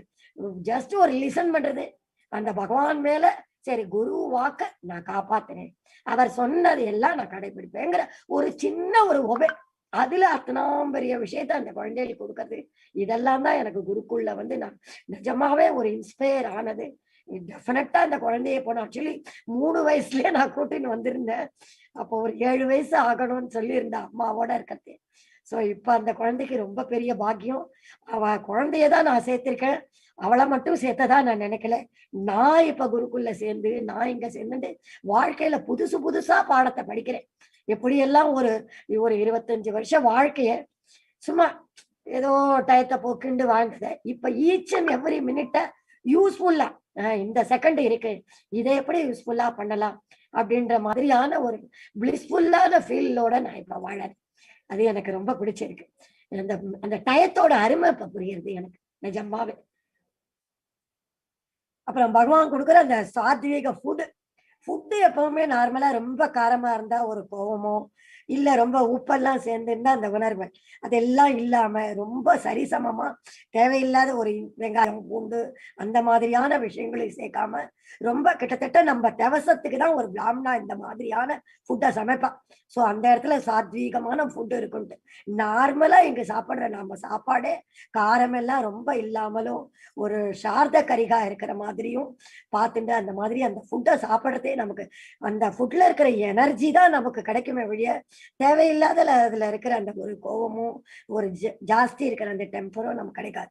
அந்த மாதிரி ஒரு ஃபுட்டு நமக்கு கொடுக்கறதே அந்த சாப்பிட்ட அப்புறம் அந்த என்ன சொல்றது சாப்பிட்ட ஒரு செகண்டுக்கு எனக்கு அடுத்தது என்ன வேலை பண்ணலாம் அப்படின்ற ஒரு உணர்வு தான் வரும். நம்ம பாத்துல தூங்குற மாதிரி நான் பண்றதே இல்லை. சாப்பிட்ட செகண்டுக்கு அது ரொம்ப எனர்ஜியாவும் பகவானோட ஆசீர்வாதம் கிடைச்சதுனால அந்த ஃபுட்டுல இருக்கிற அந்த பியூர்னஸும் எனக்கு ரொம்ப பிடிச்சிருக்கு. நான் அதை நிஜமாவே என்ஜாய் பண்றேன். அப்புறம் மார்னிங் எழுந்த அந்த யோகா ரொட்டீன், நைட்டு அந்த இப்ப சாதாரணமா நான் ஒரு லலிதா சாஸ்திரம் படிக்கிறேன் அப்படின்னா கூட அது ஒரு பெரிய விஷயமா. சரி, உனக்கு சாஸ்திரநாமம் தெரியறதா, சரி ஒரு 4 பேருக்கு நம்ம சொல்லி கொடுக்கறது, இப்ப நிறைய குரூப்பா படிக்கிறது, அதுலயும் நான் என்ஜாய் பண்ணிட்டு யாருக்கு என்ன சின்ன விஷயம் தெரிஞ்சாலும் ஜஸ்ட் அது ஒரு 10 பேருக்கு ஷேர் பண்ணி இங்க இந்த கைலாசா நம்ம ஹோம்ல இருக்கிற மனுஷா எல்லாரையும் நம்மளோட மனுஷாலா நம்ம ஏத்துக்கிறது தான் இதுல பெரிய அந்த ஒரு நம்ம வெளியிலேயே நம்ம ஒரு பில்டிங்ல 15 பேர்கிட்ட இருந்தா கூட அவ்வளவு ஒத்துமையை பார்க்க முடியாது. பட் இந்த இடத்துல நம்ம அந்த மாதிரி ஒரு ஒத்துமையா வாழறது ரொம்ப பெரிய பகவானோட ஆசீர்வாதத்துல அவரோட பாதத்தோட நிழல்ல நாம வாழறது பெரிய ஒரு நான் கொடுப்பினேன்னு தான் நினைப்பேன்.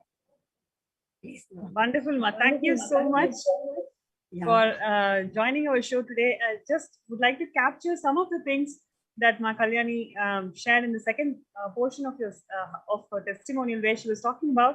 She was really inspired to see how the Gurukul kids were able to manage right from a temple ritual to anything, how they are so good in managing things, right?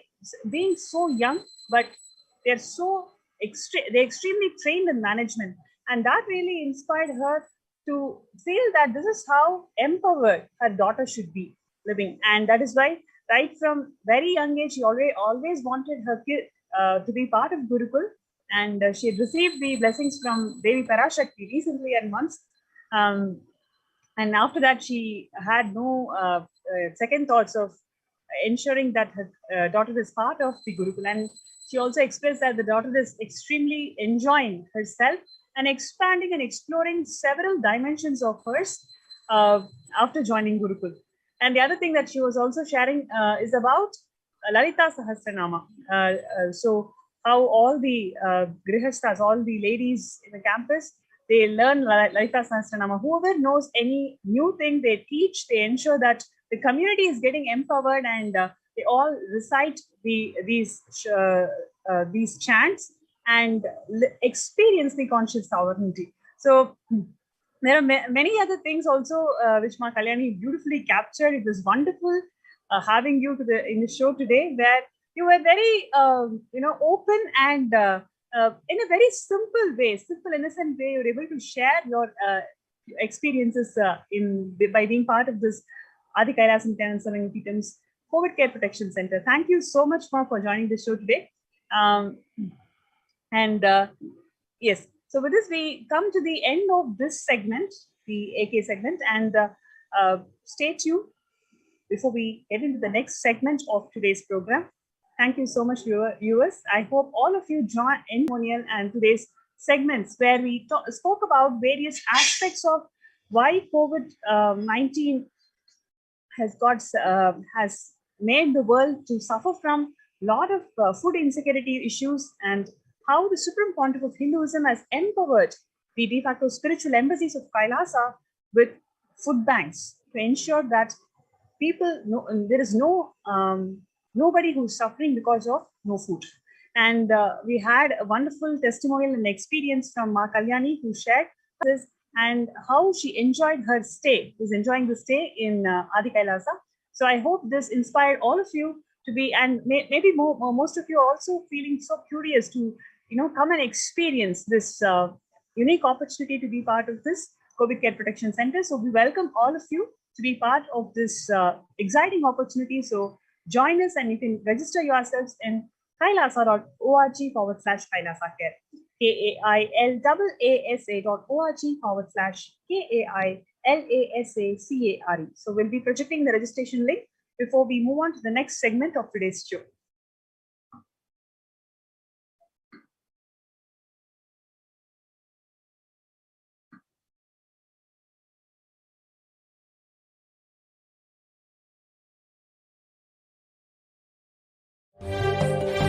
காளியின் ஆட்டத்தை ஆனந்தத்தை ஆனந்தத்தொடு ஆடிய ஆட்டத்தை கண்டோர் உயிருக்குளெல்லாம் இறங்கி குண்டலினிவில் உயிர்ப்பிக்கச் செய்து மாய மனத்தின் இருளை அகற்றி மாயம் அழித்து மங்களம் தந்து குரு பக்தியும் சிவ பக்தியும்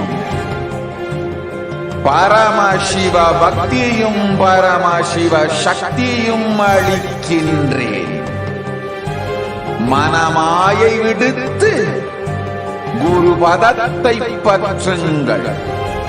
நித்யானந்தமாய் நிஜாவதார காளியின் ஆட்டத்தை ஆனந்தத்தை ஆனந்தத்தொடு ஆடிய ஆட்டத்தை கண்டோர் உயிருக்குளெல்லாம் இறங்கி குண்டலினிவில் உயிர்ப்பிக்கச் செய்து மாய மனத்தின் இருளை அகற்றி மாயம் அழித்து மங்களம் தந்து குரு பக்தியும் சிவ பக்தியும் பரமசிவ பக்தியும் பரமசிவ சக்தியும் அளிக்கின்றேன். மனமாயை விடுத்து குரு பதத்தை பற்றுங்கள். நித்யானந்தமாய் நிஜாவதாரமாய் வந்துதித்த என்னை பற்றி வாழ்வில் எல்லா நலமும் பெற்றிடுங்கள். ஓம் ஓம் ஓம். யாதுமாகி நின்றாய் காளி,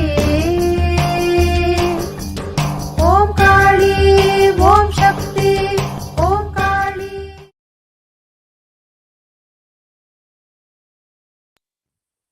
Nithyanandam, welcome back to all the viewers after that very quick break.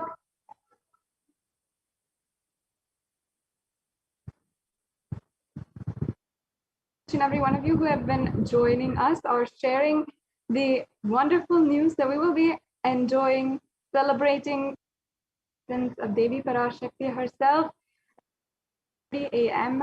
and p.m. and 9:30 a.m. Standard Time. So please share with as many people as possible. Experience this exquisite, spiritual, the extremely intimate, sacred that can make the reality, the transformation that you want in your life.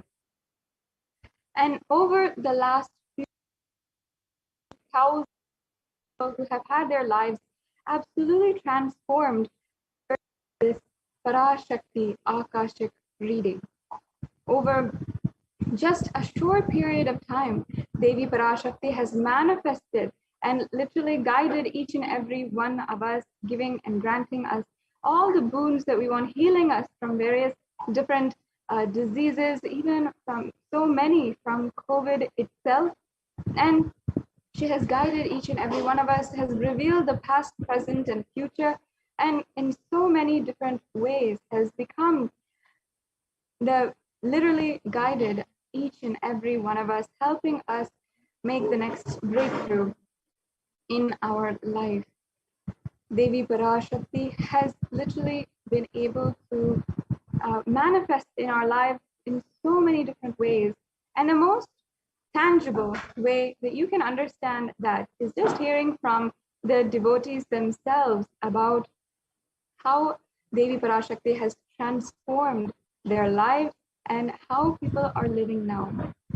Ongoing for the last more than 1.5 years, we have been seeing a whole world put into crisis where millions are facing job instability and even pushed to the brink of depression, doing suicide ideation. But while this is going on in the periphery, Kailashians have been blessed out of 7 billion people to be the ones who are blessed to have the guide of the Guru, the Supreme Pontiff of Hinduism, who is literally manifesting Devi Parashakti and helping each and every one of us make breakthrough in our lives. Use this time, be safe, be protected, and use this time to achieve super conscious breakthrough.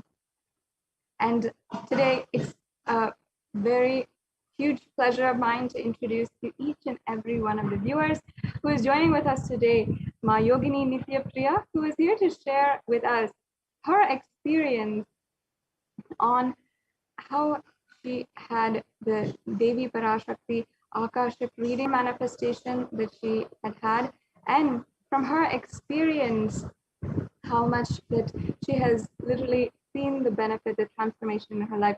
So, Ma Yogini Nithya, I am very, very happy to be able to speak to you on this platform and share and be able to introduce to all the viewers your story. I was just hearing about it, and it's really, really touching, amazing to be able that you have, have achieved such a breakthrough.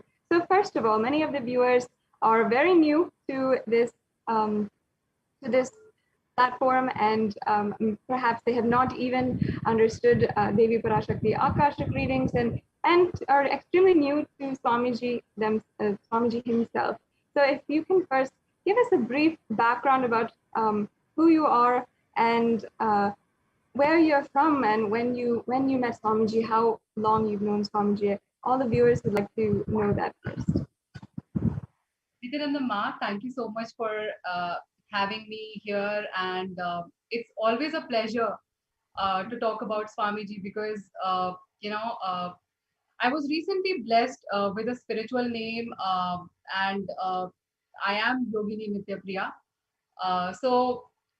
My story started about 4.5 years back in Bangalore, and that time I was working for Oracle, and one of my friends told me very casually that, okay, I will take you, to a place where people levitate, and I took it pretty casually because this is something which we do not hear or understand in this era, right?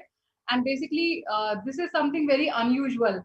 And I would say that I was too much into devotion and puja and decoration, alankaram, etc. since my childhood, but I had never explored, I would say deities in this manner, or guru in this manner, or I would say that I had experiences in the past, but not like this. And when I basically came to the Bidadi ashram, that time, the satsang was going on, and after the satsang ended, there was an amazing food, and that was one of the things which I very prominently remember, that I don't know how people make food in the Adinam, but it tastes divine. Like, it doesn't taste as if it is cooked by the couple of people. It's actually blessed by Ma Annapurnani. So basically, what I'm trying to say is, Swamiji was delivering the session, but that time I didn't know Swamiji as Swamiji, because what I thought is that there is a Ma or a Devi who is sitting on the stage and delivering the session. And that time, Swamiji used to wrap his jatas around his head, and I really couldn't identify that it is Swamiji. And this is the same story which I've shared just a couple of days back as well. So why I'm saying that is that I connect with Swamiji in that manner, and I have been revealed that I was a sannyasi with Swamiji in my past life. So I have janmas of connection with Swamiji overall. And the day I was blessed with my spiritual name, right? So now I work with Microsoft, and I manage sales for a large part of their customers, to be honest. And I was just completing my work. I switched on, and I saw that, okay, I got a realization that somehow I'm ready for another phase in my life, which is going to transform me, and it's going to take me to the path for which I have taken this body. And when I put a message to Swamiji, Swamiji immediately blessed me and told me that, Priyanka, your path, your name is Mayogini Nityapriya, and your path is yoga. So the moment I asked Swamiji, Swamiji is somewhere else, I'm here, but there's a divine connection which is there. There's this chord which cannot be defined in a logical term. And as we know that there is no logic which comes in, right, for all the new devotees, there's no logic. We just work in a dimension, and the energies, we actually come in realization with the whole cosmos itself, the way in which cosmos operates, right? The way in which Swamiji blesses us and gives us physical darshan, just like that, right? Recently, Swamiji appeared in Bidadi. Sometime back, Swamiji appeared sometime somewhere else, and there's a divine connection. It's like an unlimited connection which is there, that we do not have to be physically present. It unites the sangha and all of us in a different way, where we are outside the body. So it's a different experience that way. And I'll also tell you that initially I did not accept Swamiji as my guru, because when I went for my first satsang, the meditation was going on and initiation was going on, and then my parents used to follow some other guru, and in my family it's more that whatever parents tell you, you follow that. So basically, my eyes are closed and Swamiji is talking to me in my head, and that is when Swamiji told me that, Priyanka, I am your guru. At that time I was Priyanka. So Priyanka, I am your guru. And I said, no, Swamiji, you're not my guru. And then Swamiji said, with time you will realize that I'm your guru. Beautiful. So now when I basically remember all of that, right, it all connects easily. And I have also got to know how the basic karma works, the way in the thought process works. The person who connected me in this birth with Swamiji was actually the reason why I lost Swamiji in my last birth when I was a sannyasi, right? Otherwise I would have been a sannyasi, or I would have been enlightened in this birth as well. So there are so many revelations which happen in the Akashic readings, right? And Swamiji has blessed me with so many spiritual powers that so if I look at somebody, I can clearly tell them where they are coming from, what they are going through in life, what is happening with their boss, what is happening with their wife, what problem they are going through, why they are like this. It's like I'm present at so many places to experience that. And when I'm describing it to that person gets pretty shocked. That how is it possible? This is how naturally the powers start flowing through your body, right? Yes. And there have been so many instances when all the healing requests were coming. So Swamiji has initiated me into healing as well. So I just connect with Swamiji in my third eye, and when I look at a picture or I look at a person, I'm able to actually tell the root cause of something, whatever they are going through. So basically, there have been so many times that a couple of healing requests came to me, and I've blessed people. I've told them that this is what you can do, and this is even COVID, the people who had COVID.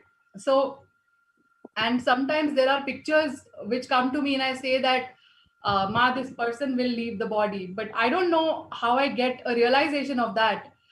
It's just so automatic that life is a continuous rhythm, right? As Swamiji says it. So basically, there is so much of a realization about how we flow in the cosmos that naturally gets downloaded within myself because of my connection with Swamiji. And there have been instances where I very deeply remember Swamiji in my third eye, and I seriously long for it, because sometimes I just I'm remembering him in front of the Atma Murti, and I kind of get a message that, okay, Yogini Nitya Priya, I think you remembered me. Please tell me. So the message is coming through social media, but I am remembering him, quickly that connection is there, right? So there are different channels of communication that get established. And yeah, so there was, when I had attended Ma Sadashivoham as well. At that time, there was one Ma, and she was trying to connect with her mother because some of her money was stolen somewhere, and she was trying to do this Nityananda yoga course. At that time, I told her how she can telepathically connect with her mother who was sitting in the US. And then she did that. And I also sent her a message like that, and she basically responded from there. And she gave her that money. So in so many ways, these connections work. And there have been a lot of requests from our devotees that come in, and I just have to remember Swamiji in my third eye, and Swamiji makes a realization of each and everything. So because Swamiji is present everywhere, right, and he knows each and everything which is happening in the cosmos, he's our Bhagavan. So he knows each and everything which is happening. So there was one more devotee who told me that my cat is missing, and when I close my close my eyes, and I just was focusing on my third eye, I saw that the cat is sitting under the staircase. Swamiji showed me that. And when I replied to her just in 1 or 2 days, in a couple of days, she found the cat sitting under the staircase. It was the exact picture. And she is based out of a different city altogether. I'm just sharing an experience there. And there was once when a devotee told me that they have lost some $3,000. They have kept it somewhere. They're not able to find it. And I told them to check it under on the kitchen slab under a cover. And that is exactly where they found that money. So, so if I can ask, especially during this time, when we are facing so much of global crisis around in every different direction, whether it is social upheaval, whether we're facing economic crisis, and so much of the global economies in every country suffering due to the lockdown, and in every single way, if we go out and see, there's so much of just feeling stuck and not being able to create a breakthrough, or not being able to manage or navigate our way in this very new post-corona world that we're living in. Can you just elaborate for all the viewers how the power manifestation that Swamiji has blessed each and every one of us with, how does it help us, especially during this time, and why you feel perhaps that right now it is absolutely needed for more and more people to be power manifestors, and how it really brings a breakthrough? And perhaps you can share even, and during this time you were mentioning that you had even given healing for people who are going through or healing from COVID and so forth. But how does this power manifestation, especially during this time, have so much more power and can create a breakthrough in everyone's life?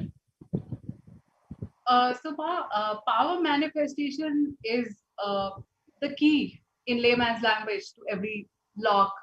We see closed doors. It's like a solution for a closed door. I also want to share, that last week I got promoted. Economy is going through a crisis, and I got promoted last week, and that was only happening because of blessings of Swamiji, right? And I would say that how power manifestation has helped me is whenever I'm in deep trouble, or I feel that I'm in deep trouble, even though I'm not, right? Because we all are, not enlightened as of now, and definitely the humanness kicks in. Although Swamiji is making us gods, right? As he says, not here to tell you that I am God. I'm here to basically tell you that you are also God. So basically, Swamiji is taking us on that path. Now, obviously, a lot of times when the humanness comes in, then it so happens that we kind of get caught up in a situation and we feel powerless, and we do not have a powerful cognition to pull us out of that. And power manifestation provides that powerful cognition. That so if there is a coconut in front of me and I can move that coconut, definitely I can move that planet which is creating this situation, right? And I have tried that; it works beautifully. There was a time when I was stuck, and it was late in the night, and if there was a particular deal that didn't come through, I would not meet my number. And then I remembered, and that Swamiji has told us that we can move our planets. Everything made up of Sadashiva's, Paramashiva's backs, right? That is something he has told us in the satsang, right? Everything can be molded. It's just about, and he gave the rahasya as well. There are so many satsangs that the new viewers refer to as well. So I simply, remembered Swamiji in my third eye, and I was able to change that situation for me. Any just goes away. Even before this promotion, right, when my role was getting announced, I was not sure. So basically, I was based out of Bangalore, and then I was asked to relocate to Hyderabad. And very recently, I've been working from home because of the pandemic situation. We are not allowed to work from the office. I had in mind that somehow I want to work from either Bangalore because of the Birdi Adinam, or I would want to be at my hometown, which is Gurgaon. I didn't approach anybody. I was just chanting Mahavakya. And my manager came to me and told me, Priyanka, that time again, my name was Priyanka. So I feel that you should be based out of Gurgaon. That is your hometown. And I didn't even have to think about, any hurdle there, right? There are two parts of it. See, first of all, if we keep chanting Mahavakya, if we keep following what Swamiji is saying in the satsang, we do not miss out on anything in life, and life becomes a cakewalk. The second thing is, if, for example, we find ourselves in this situation, we should start with chanting Mahavakya so that our frequency raises and we are able to see this situation from a higher frequency and notice, oh, this situation is very small. I am Paramashiva. I am Shiva himself. What can I not handle? And then when you start manifesting powers, you get those powerful cognitions. And then that is how you get through everything. That's wonderful. That's wonderful, Ma. Thank you so much for joining us and sharing. It was really enthralling to be able to hear so many different examples from you, countless examples of how you've manifested power manifestation, and especially that you've manifested a job in this climate, an economic climate, if you consider. And all the viewers can just take away, see that just with the grace of Devi Parashakti and the grace of Swamiji in their lives, how literally you can manifest so much. Thank you so much, Ma, for your sharing and joining us for this, for sharing on this platform today. And to all of the viewers, once again, in just a few short minutes and just some short time, we will be having the live darshan of Devi Parashakti herself, and I'm sure Ma Yogini Nityapriya and all the others joining with us and all the viewers, we're all so excited to be able to be sitting in and celebrating the presence of Devi Parashakti today again. And you can ask any question in your life or anything that you'd like to manifest by just submitting your questions in the comment section. And we'll be continuing on with more sharings from different devotees who have had breakthroughs in their lives and in different areas in just a few minutes after a short break.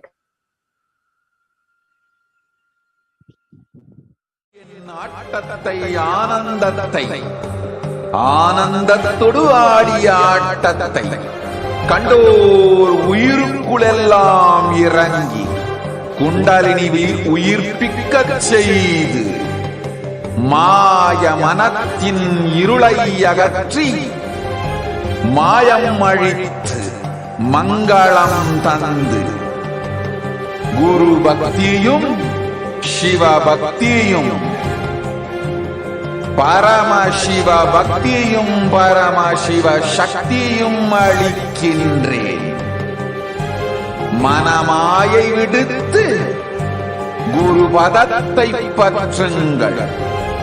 நித்யானந்தமாய் நிஜாவதாரமாய் வந்துதித்த என்னை பற்றி வாழ்வில் எல்லா நலமும் பெற்றிடுங்கள். ஓம் ஓம் ஓம். யாதுமாகி நின்றாய் காளி, ஓம் காளி, ஓம் சக்தி.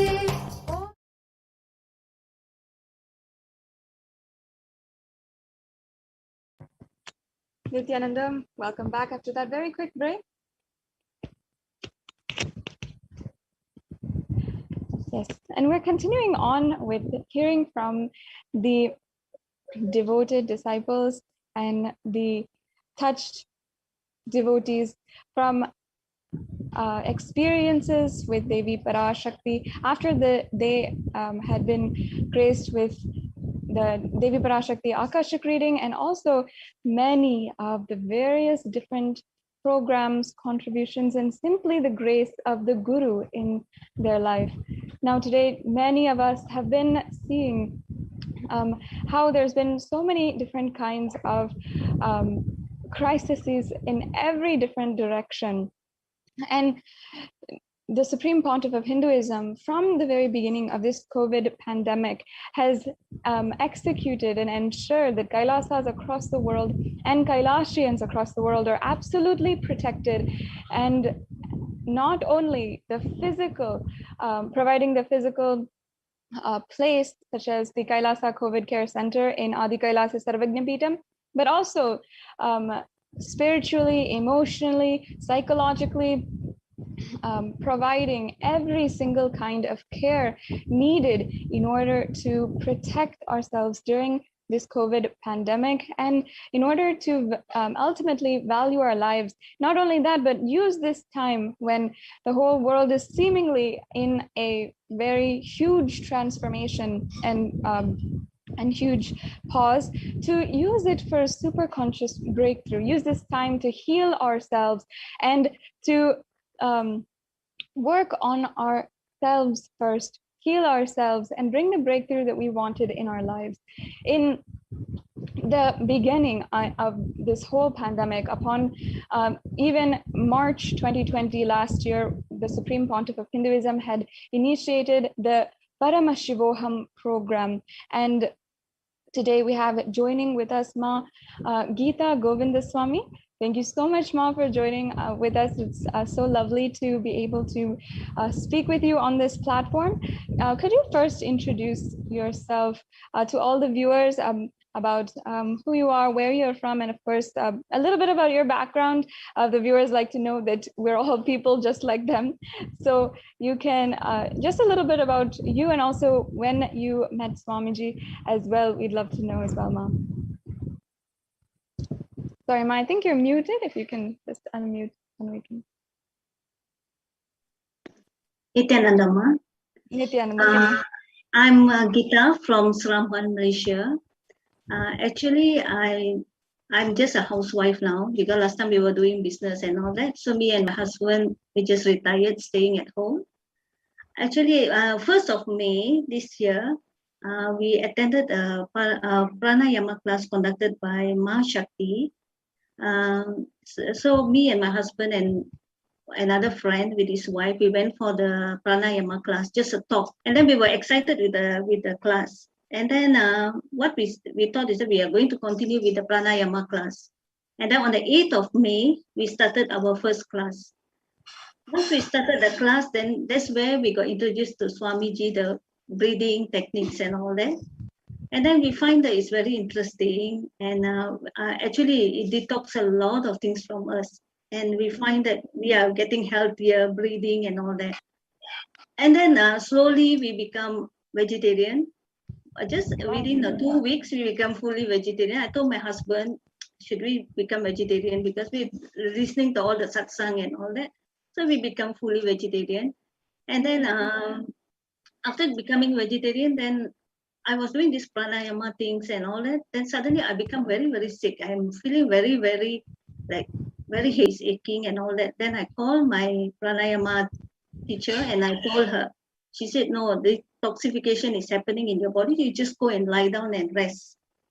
So what I did is that I just went, and after taking shower, she said she will send me the healing because she met Swamiji in 2017. She went for the Paramashivoham classes and everything. So after that, she asked me to just lie down and rest. So around 2 o'clock, I told my husband, don't disturb, just rest because Shakti Ma is going to send me the healing. So after that, when I was lying down, and then I couldn't sleep. I couldn't sleep, but I was just praying to Swamiji. And then when suddenly there's a doorbell ring at my house, and then I couldn't sleep. Then I got up, but my headache is gone. My whole body ache is gone. Then I asked my husband, who came just now? Who ring the bell? He said, no one came to the house. Then I was, taken aback. Then somebody came to the house. Then around 6 o'clock, I called my Shakti Ma and told her that someone came to the house, but I couldn't sleep. She said, no, go and look at your prayer altar. Sure, there is some sign that that's a vibhuti or kumkumam or something. Then I went and saw, yeah, exactly near my Shirdi Baba here, there's a sprinkle of vibhuti. Then she said, yeah, Swamiji came there. He has healed you because my headache is gone, my back pain, everything is gone. Amazing, amazing. And then after that, I become so attached with Swamiji. And then slowly when we go for the class, and then I was introduced to Ma Kalyana, and then she was talking about completion to us and all that. So we consult Shakti Ma, and me and my husband, we did the completion. We did the completion, and after doing the completion, I realized I'm very, very, very free. My mind is so free. I'm so happy, like something burden lifted from me. Amazing. I feel very happy. And then, it happened so fast in my life. And then, 1st of July, we did our Nirahara for 21 days. And that's the time on the 9th of July, Paramashivoham was introduced to us by Ma Kalyana and Shakti Ma. So we decided to join the Paramashivoham class.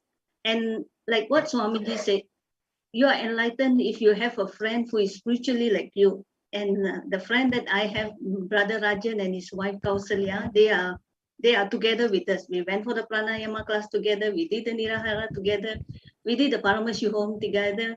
And till now, we are doing everything together. So it's a very close family friend. And then what is that? When I'm going for the Paramashivoham class and the Nirahara, lucky, I'm very blessed because my husband joined with me, so I don't have any problem. And then furthermore, my husband is a good cook. So when Nirahara, he was doing the juice and all that, and we were really, we don't have any problem in that. And then in the Paramashivoham class, I have three experience actually. One thing is that Swamiji was in the darshan, one of the darshan, Swamiji was initiating me, my third eye. And I can feel the wetness in my forehead for a few minutes. And I really saw, because when I close my eyes, I can see Swamiji was initiating me. And the second thing is that experience, I really experienced it, like I'm dead. Like when Swamiji is telling, go and lie down, I feel like my stomach, I need to go to the toilet. Then I realized how people were dying, and then, sometimes they go motion and all that. But it's a very terrible pain. And then my breath, like I couldn't breathe at all, like I'm going to die. And then I can feel all that kind of thing. And then when Swamiji was telling, you're feeling your feet is getting cold, your ankle is getting cold, your calf muscle, I really felt it, like my body is getting ice cold, and I was just unconscious. When I got up, I heard Swamiji was laughing and said, you are liberated. That experience I had, I couldn't forget till now. That's the thing.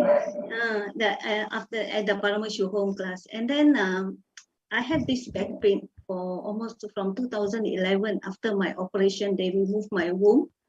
I had this back pain. Yeah, I have this back pain, very terrible back pain. And then lately it's getting very, very worse. So that day on 10th of August, when Amma came for Arulwa, I told Amma, please Amma, heal me from my back pain. And I also cannot sit in cross leg down. I couldn't sit for almost 30 years, almost 30 years, I couldn't sit down. And then I asked Amma to help me in that. And then one thing, Amma gave Arulwa, Gita Govindasamy, your back pain will be healed now, and you will be sitting in Padmasana. Wow. And within few hours, I find that my back pain is gone. Ever since 2000, it's gone till now. I can bend, I can do work, I can do everything. And now I can sit in Sukhasana.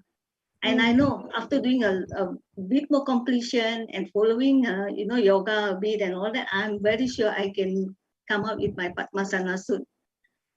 And then, it's very, very, and the back pain, I tell you, it really hurts a lot. And then, well, the thing is that I have two kids. One is my son and my daughter. My son, when I told him about I'm going through all this program, he was telling me, which Swamiji are you following? I said, Nithyananda Swami, the youngsters. They said, you're going for that Swamiji. I said, yeah. Then he said, I told him about all this. He said, no, Ma, if you are happy with it, you go on with it. Okay, his name is Trishnavan. If you are happy with it, you go with it, but don't force me into this. And then when he is having a bit of problem in his work, I connect him to Shakti Ma. And then Shakti Ma is very good, the way she talked to him and all that. And then he was a bit convinced, and then he started going through unclutching. And then they asked me about completion and all that. And now I'm so surprised he's sitting for the Paramashivoham class this season. And then it's a really, really, I'm very blessed because he joined the class, and now he's like so different. The kind of things that Swamiji did in my life, I tell you, after seeing him, after becoming a devotee of him, I make sure that every day I listen to one of his satsang, even a short one or a long one, just like an apple a day. I will make sure I see his satsang, and then I'll make sure, yeah. And then from morning till night, only his songs in my house. The YouTube, all the songs, and then the darshan is giving and all that will be going on from morning till night. And I feel my house is so vibrated, so peaceful. And me and my husband, we see a lot of changes in our life. Even my husband also asked for Arul. He's blessed with all whatever he's asked for. Very happy. And then like nowadays we don't care. Like for me, I always think of what Swamiji will tell in one of the Kala Bhairava. I'm like this. I'm like Nithyananda. I follow like my guru. I don't bother about anything. I'm like Nithyananda. So whatever problem come, I just think it that way. That's it. Such a way that Swamiji empowers each and every one of us. It's amazing to hear from you, Ma. If I can ask also, I just like to, for all the viewers, can you just describe a little bit different benefits and different areas of our life that Swamiji has transformed in the way of family relationships? I heard you were speaking about your husband, your son, in the way of family relationships. What do you feel you feel the difference exactly between the previously and now in just your relationships and how you relate with your son, your family, and anyone else as well? Yeah. Compared to last time, like husband and wife, like cat and dogs.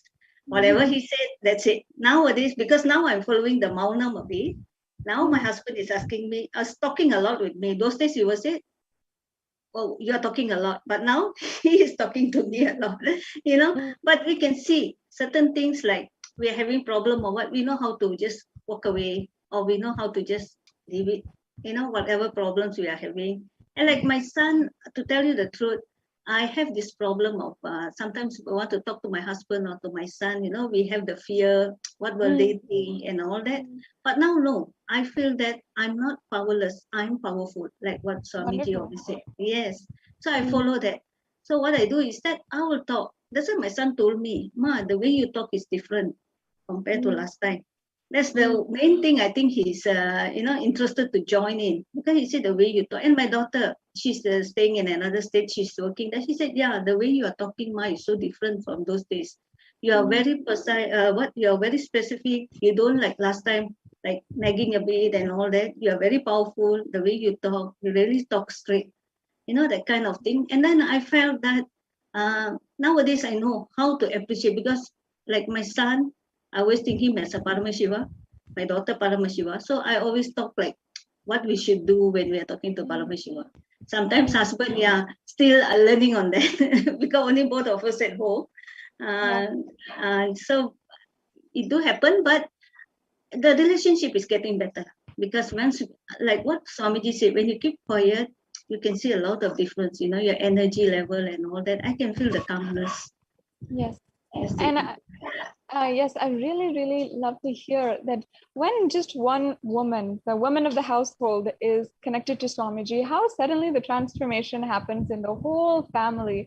And the children start to see the transformation, the husband starts to see the transformation, and literally starts the ball rolling. So much better health in the family, better relationships, more happiness. This is the Hindu way. This is how we had lived before, and this is what Swamiji is gifting us, each and every one of us. And it's and so beautiful to hear, Ma, that your sharings and how literally and I was actually really blown away how for so many years you had a very severe back pain, and I was wondering if you had could you just tell the viewers, just to explain a little bit further, did you have any medical treatment? What were the doctors saying that they couldn't do, but Swamiji was able to do with just one Paramashivoham program? Yeah, actually, because when 2011 I have a fibroid. So when I was admitted in the hospital, so they said they have to remove my womb. After removing the womb and all that, like you feel very weak. And then I have this pain. I don't know why suddenly it came, but I did a lot. In fact, I went to clinic and all these places, and I started eating a lot of Panadol for the pain. And it's not, it comes like you can't even sleep. When you're sleeping, you have the pain. So, sometimes I will put double or triple pillows on top of a blanket just to make myself to sleep. But whole night I couldn't sleep. And it's getting worse after this few, from last year, it's getting worse. So I try a lot of treatment for that. Even my daughter, when she came back, she would just massage for me and all that, and then still I cannot sleep. I would switch bed and all that. But I'm telling you, I really owe my life to Swamiji, because just by one word, just within few hours, I feel that the pain is gone, and I can't bend down, I can't knee down. Now I can do everything. I'm really, really touched. That's the thing. That's why my son and my daughter also, they couldn't believe it, because every time when they come back, they will have the massage. They have to put for me the socks sometimes because I cannot bend, the shoe and all that. And then now they see the difference. That's It's just amazing. And it just shows the power about how, for so long you've been going through something, you've been having, and many people have the same kind of pains and not knowing, going doctor to doctor, not knowing what's the solution. And for several years, not being able to find a solution in their life, and kind of having to limit their possibility in life just because they have certain pains, or they're not able to, or they're continuously facing some kind of pain. And as we are going about our lives, we find this in many different ways. We find developed impossibilities, but how Swamiji, just through spiritual power, just through so many blessings and his love, his blessings, he has healed us and just opened up that door, not only for ourselves, but for our whole families, to simply be able to manifest simply be able to manifest whatever we want in our lives. And now it's like there's a whole new different possibility. It's like a new body. If there's anything, I can just surrender to Swamiji, and I know I can heal and develop my body, and whatever it is, I would like to, it's like a new life which is handed to you. It's so beautiful to hear, Mom. And so many people are going through the same thing. There's households, Hindu families who are in the same position, where it might just be it might just be a back pain in our life, but how that has ruled our lives for so many years, right? And how it literally becomes the source of so much of aggravation, maybe, or even suffering or pain in our lives. But how you can just turn and just be relieved from that and feel so light, happy, joyful about your life now. That's honestly a extremely beautiful way and most valuable thing that we can receive in our lives. And I wanted to just ask you before we end your sharing, thank you so much for coming on this platform and sharing with all of us. Is there anything that you'd like to tell the viewers now that Devi Parashakti Akashic reading is going to be starting in just a few hours, and we're going to be once again in the live presence of Devi Parashakti? What is it that you'd like to share with the viewers about how what they can expect, what is in store for them, and why they should interact, they should ask a question during this Akashic reading, or they should get connected and continue to be a part of Kailasa? Actually, to tell you the truth, I was a strong Baba devotee, and then when I came to Swamiji, sometimes I have the guilt. I was praying to Baba and then suddenly coming to Swamiji. Then I saw one satsang that Swamiji was telling, he was explaining to one of the participants. He said, she is a devotee of Sai Baba. Then he said, no, your Sai Baba, because I'm a Nija avatar.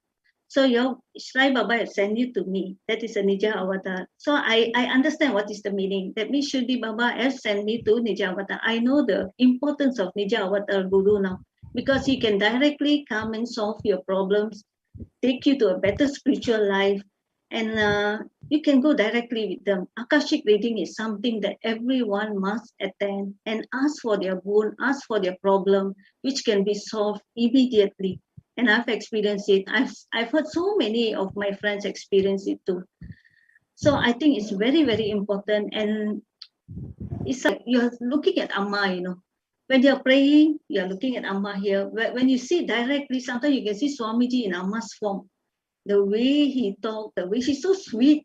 And then the way he blessed people and all the problems he's talking to people is exactly like what they were experiencing. And then he was really guiding them. I think Akashic is something that everyone must watch. And also Paramashivoham, if everybody have a chance, please join the Paramashivoham class. You'll be guided. Thank you, Ma'am. Thank you so much for joining us.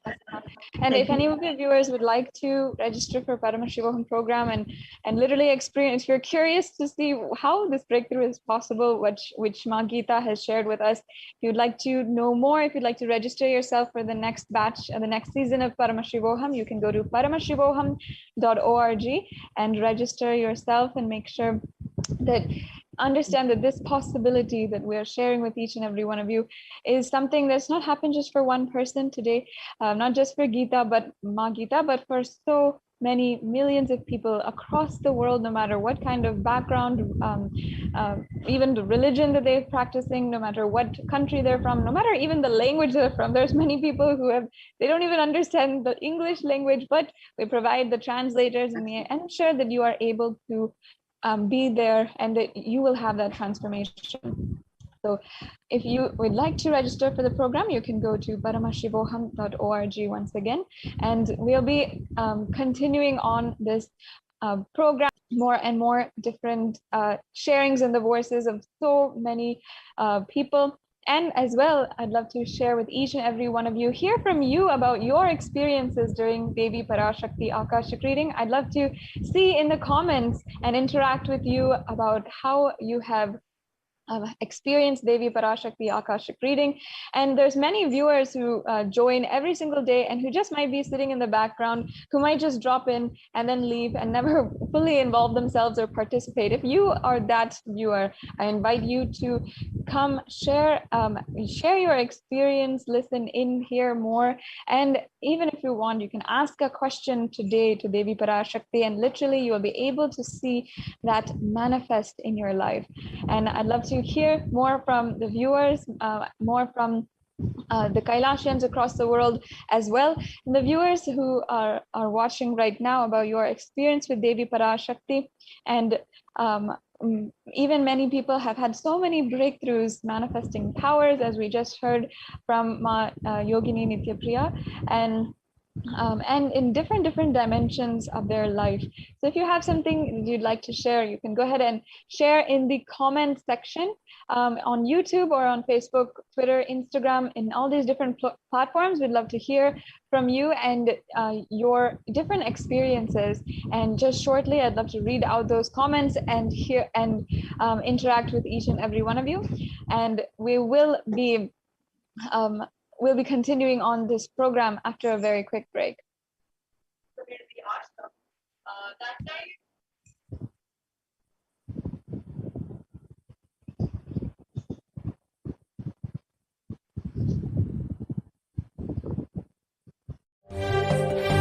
காளியின் ஆட்டத்தை ஆனந்தத்தை ஆனந்தத்தொடு ஆடிய ஆட்டத்தை கண்டோர் உயிருக்குளெல்லாம் இறங்கி குண்டல் உயிர்ப்பிக்கச் செய்து மாய மனத்தின் இருளை அகற்றி மாயம் அழித்து மங்களம் தந்து குரு பக்தியும் சிவ பக்தியும்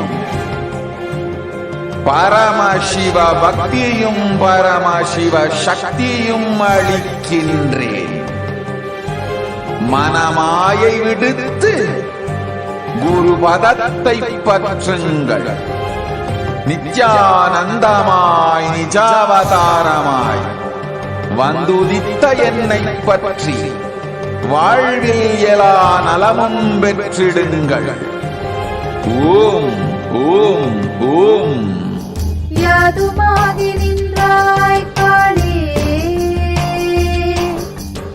ஓம் காளி ஓம் சக்தி, ஓம் காளி ஓம் சக்தி, ஓம் சக்தி ஓம் சக்தி ஓம் சக்தி. ஓம் ஓம் ஓம் ஓம்.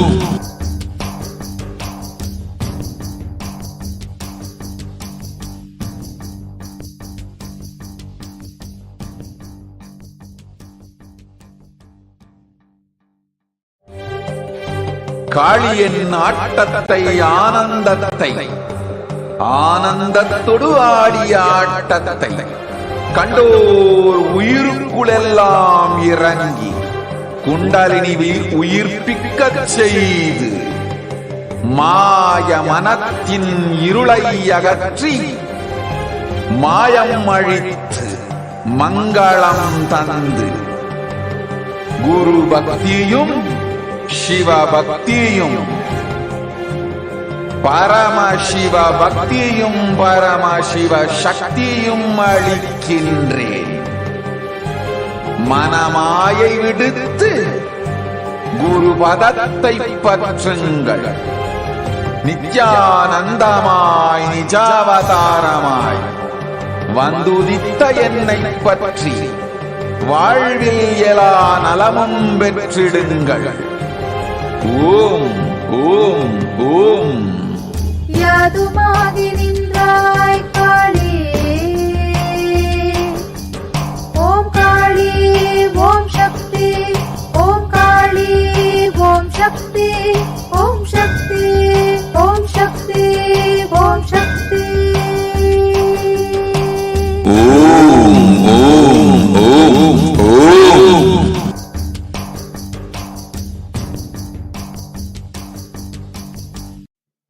Hello everyone, this is Nandini and I'm from Seattle. I wanted to share my experience on why I follow Nithyananda. I've been volunteering at Nithyanandeshwara Hindu Temple and I've been doing a lot of seva here. Back in India, usually only men are allowed to touch the deities and do the Abhishekam, Alankaram and several other deity activities. Whereas women are restricted only to certain things. Whereas here in Nithyanandeshwara Hindu Temple, people are allowed to do seva, irrespective of whether they are men or women. Anybody who gets Shivadiksha is allowed to touch the deities, do Abhishekam to them and do Alankaram to them and, enjoy that space. I've been doing a lot of activities like Suprabhadam, Abhishekams, Alankarams, and Palliyarai, a lot of other processes, and I've been feeling really blissful when I do it. So I would like to thank Swamiji for giving such a wonderful opportunity for me to, take part in the temple activities and, be so close to the deities. Thank you so much.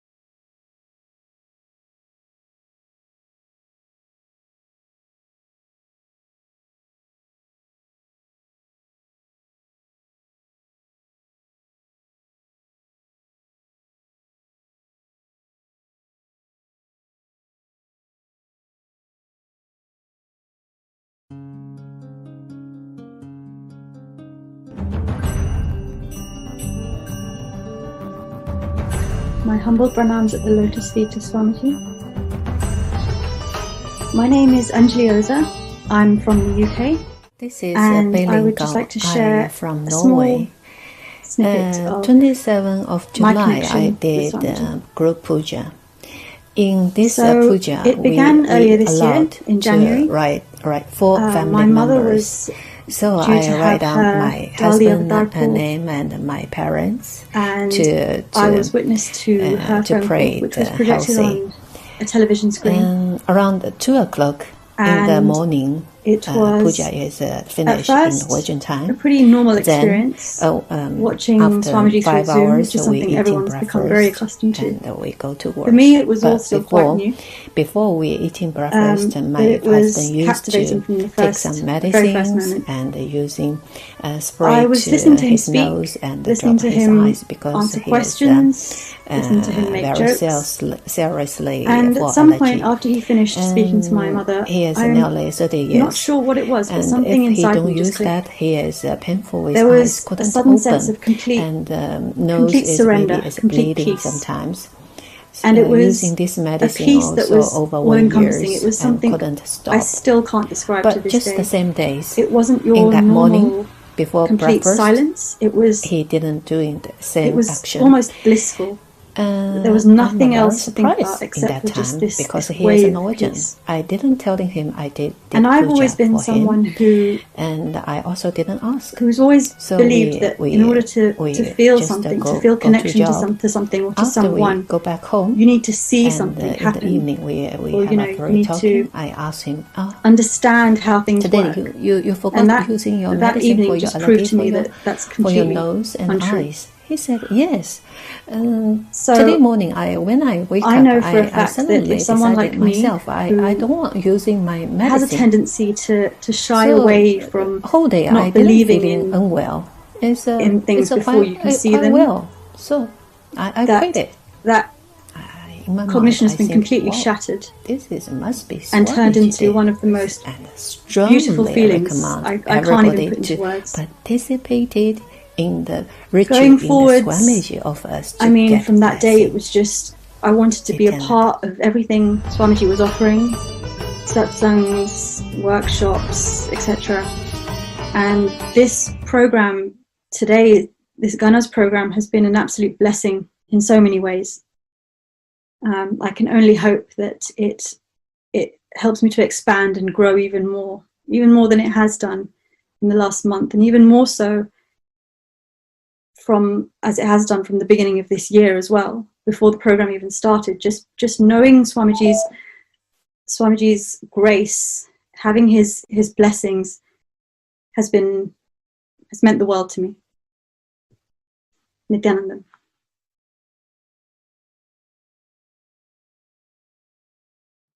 Hello, everyone. This is Nandini, and I'm from Seattle. I wanted to share my experience on why I follow Nithyananda. I've been volunteering at Nithyanandeshwara Hindu Temple, and I've been doing a lot of seva here. Um, back in India, usually only men are allowed to touch the deities and do the Abhishekam, Alankaram, and several other deity activities, whereas women are restricted only to certain things.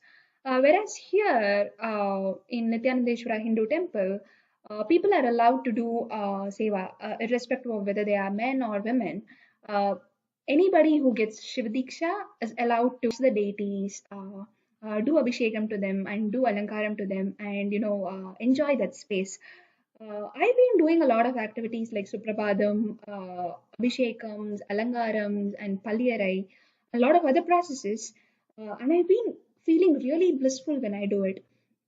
So I would like to thank Swamiji for giving such a wonderful opportunity for me to, take part in the temple activities and, be so close to the deities. Thank you so much.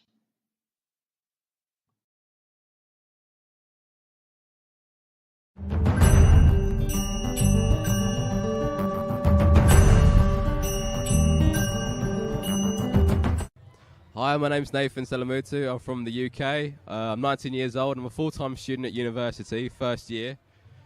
I've come here to Paramashivoham because my dad was talking about Nithyananda and was telling me all the things that he could do to people from around the world, no matter the age. And I wanted to witness it firsthand myself, and which I did the first day, which was absolutely amazing because I saw Mahayoga manifest 4 diamonds out of her mouth, which is crazy. The day after that, we saw the Gurukuls in action, doing the same thing, manifesting all the powers that have been taught from Swamiji. And after that, we started doing it ourselves. I was able to manifest some powers as well. I was able to body scan, read from the banyan leaf, read from the yantra. And I've been able to do it successfully and repeatedly.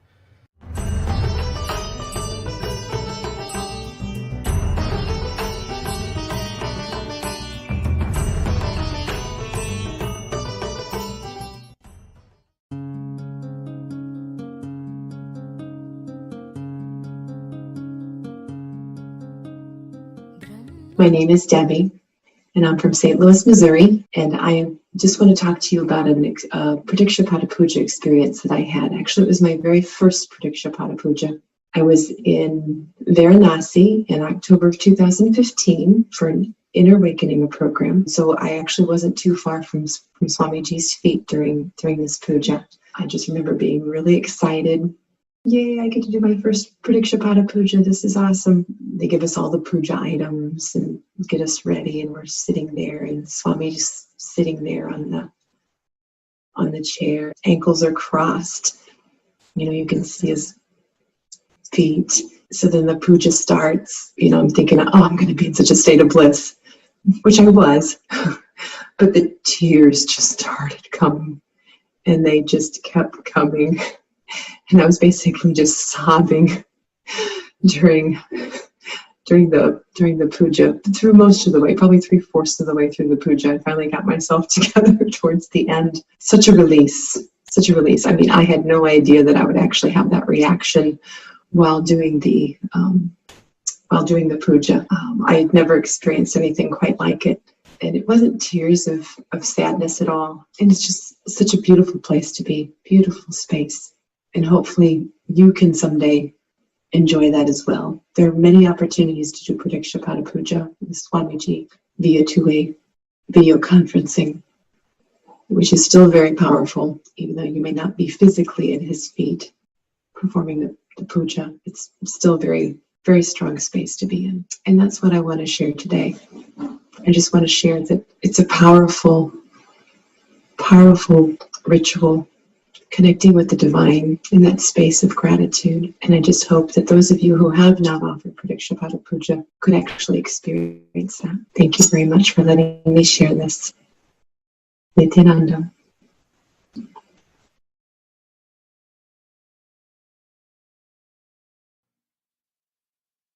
Hi, my name is Deva Ananda, and I live in Seattle, Washington, USA. And one of the reasons that I follow Nithyananda, who we lovingly refer to as Swamiji, is because he's taught me so many different things that I can apply to my life on a daily basis. And my life is so much different than it was when I first met Swamiji. It's like I'm not the same person at all. And one of the things is, one of my hidden beliefs before was life is a cruel, harsh place. I really believe that because of different experiences I had growing up, and I thought you had to fight to get ahead. And anyway, after spending time with Swamiji, he reinforced what I had already learned, that we're not our body and we're not our mind, but we're a being having a spiritual experience in a body. And he also has taught us that we're divine, we're sparks of divinity. And to actually wrap your head around that, it takes some time. It took some time for me anyway, because I don't think I had really high feelings of myself. And so, just constantly rethinking the way you think about life, the way you think about yourself, takes some time. But once you start thinking about things in a different way, you create a different life. And another thing Swamiji taught me is that existence is showering on us every moment. And that's another thing that was really profound. I was like, existence is showering on us every moment? And I had to actually walk around and think about that for some time and start thinking about it every day and applying it in my life. And then when I started believing, existence is showering on us every moment, then I started seeing different synchronicities and miracles in my life, because it's true. Existence is showing us every moment. But when we have limited beliefs that keep us in a lower frequency, that's the life we end up creating, a lower frequency life. But when we start embracing these higher cognitions, that Swamiji, he's always like several steps ahead of us, but we have so much to learn, keep learning from him, then you create a different life. Thank you. Nithyananda. Hi, my name is Bharat. My wife is Kalpana. We are from Seattle, Washington. So one of the beautiful technique which Swamiji talked about, I mean, I'll tell you my exact feeling. We went in 2012. I went in 2012 for one of the inner awakenings. Swamiji brought up this new concept called completion. At the time, I was really, Swamiji, what is this theory, Swamiji? I want some meditation, something like that. I felt myself, okay? I couldn't really experience what exactly is completion. So then afterwards, when I came to Dallas, I was actually trying to contemplate, and one of my colleagues, Bhagwan Reddy, he helped me in understanding the completion. So then I actually helped a few people in trying to understand completion. When they really complete, they really feel very grateful. From that space, understand that space and see how the things are, that actually helps us in the family also. So basically, when someone is going through a little bit of highs and lows, we understand from which space they are coming from. So we know that they need to be complete, but we also need to be caring and trying to understand from which context they are coming. So for kids, in case of kids, we need to listen to the kids, what they are talking, and also give them the right cognitions. For example, if I have been in the outside world, I wouldn't have told my kid, come to temple, all these things. Maybe once in a while I would have told them, but because I am going, she sees me that I am going every day. She sees me I am putting basma. She is seeing that I am putting rudraksha. So she has some cognition about, unknowingly or knowingly, cognition will be there in the chain. And for example, today I was doing some yoga. So she sees me that I am doing yoga. And when I do it, automatically they will also catch the thread. And one day, maybe not today or tomorrow, but one day they will catch it and they will implement that in their life. So that's how only when we do ourselves, kids also catch that, try to explain. And also I will try to guide her whenever she is going through different situations. I'll ask her, I'll make sure she understands what I'm talking. I'll tell in terms of examples so that she understands the concept of completion and integrity, authenticity, responsibility, and energy. So, I mean, they really help us and move us in a great way towards achieving to our higher states of consciousness. Yes.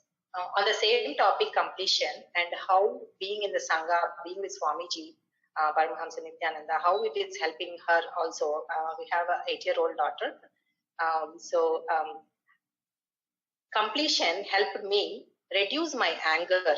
You know, as when she was like 2.5 years old, I used to get upset with my expectations and she is not behaving the same way. With that, learning the completion process helped me understand and catch my anger before I really burst out on her, very young child. That helped me and I could resolve my issues. And additionally, she also attended IA Inner Awakening with Swamiji and she was 4 years old. I am really surprised how the blessings of the divine, right? So she was able to be there when she was 4 years old. That is definitely a big blessing. And we also saw that how she was very shy and calm before, and after that she kind of in all her dimensions she started developing, growing, and we feel happy for that. And she's growing in the Sangha. Definitely, and a lot of other parents tell me saying that she is so good, so patient, so understanding and accommodating, and I really feel all these is coming up along with the ambience we are in. So yeah, thank you. Thank you. My name is Nithya Nithyananda and I'm from Seattle. I'm a Tanadar at the temple and a volunteer. I want to express my gratitude for Nithyananda. he has led me to a place where I can express his teachings in my being. And I can now assist humanity to raise themselves to their highest level of consciousness as I continue to evolve through his teachings. Thank you.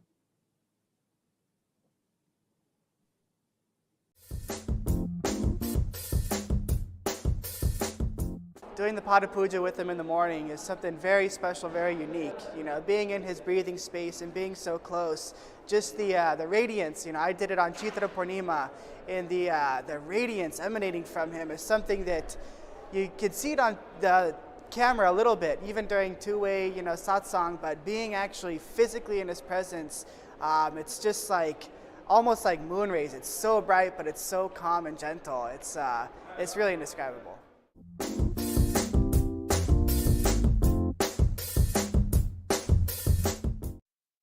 Hello everyone, this is Nandini and I'm from Seattle, Washington. I basically wanted to share a few of my experiences on why I want to follow Nithyananda. One such experience is when I did Pratyaksha Pada Puja at Bangalore Viditi to Swamiji. Everybody gets an opportunity to talk to Swamiji after they do the Pada Puja, and I had a lot of questions to ask him during that time. I went there, he was right in front of me, and he asked me what I want. And even though I had a lot of questions, at that moment, I felt like I had everything and I didn't have anything that I want to ask him, because I felt really fulfilled at that moment. And when he asked that question, I also had that intense feeling that anything that I asked this person who is in front of me, he would be able to grant it to me at that moment itself. So I had that kind of a connection and confidence right at that moment, even though it was the very first meeting that I had with Swamiji. So that was an amazing experience, and this is one specific reason why I follow Nithyananda. Thank you.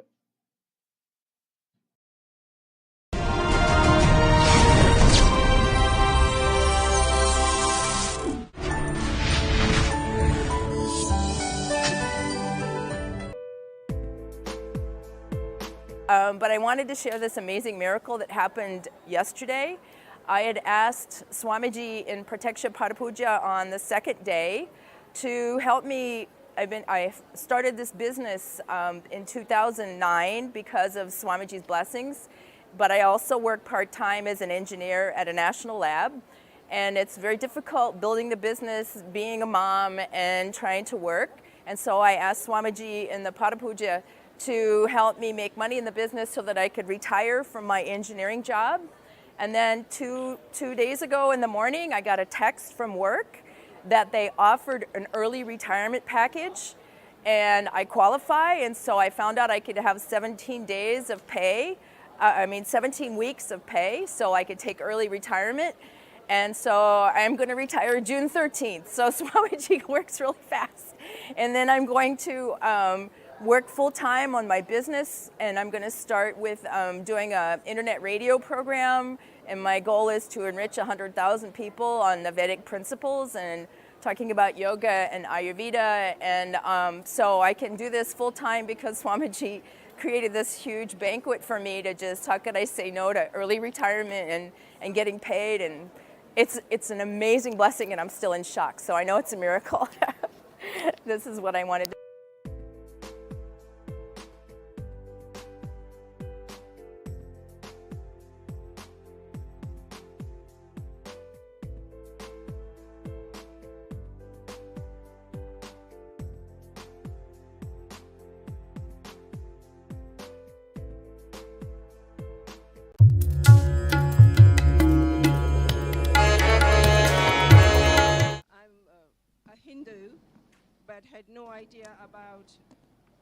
I'm a Hindu, but I had no idea about the puja rituals and the sacred Rudra Abhishek rituals that we were requested to do in the mornings. A rebel in me had to be overcome by total will persistence, and I didn't manage to miss a single puja day. However, what I noticed was that it's not a routine puja. Even while you're doing the puja, there are little occurrences either with you or around you that can really annoy you, nag you, and it doesn't help you to have an enjoyable, wonderful experience. And with Swamiji's grace, I had a breakthrough 2 days ago and managed to create a space within me about Sadashivatvam where I said to myself, no matter what, I am going to have a wonderful puja experience every single day with integrity, with deep reverence and devotion to Swamiji, our Guru, and Sadashiva himself.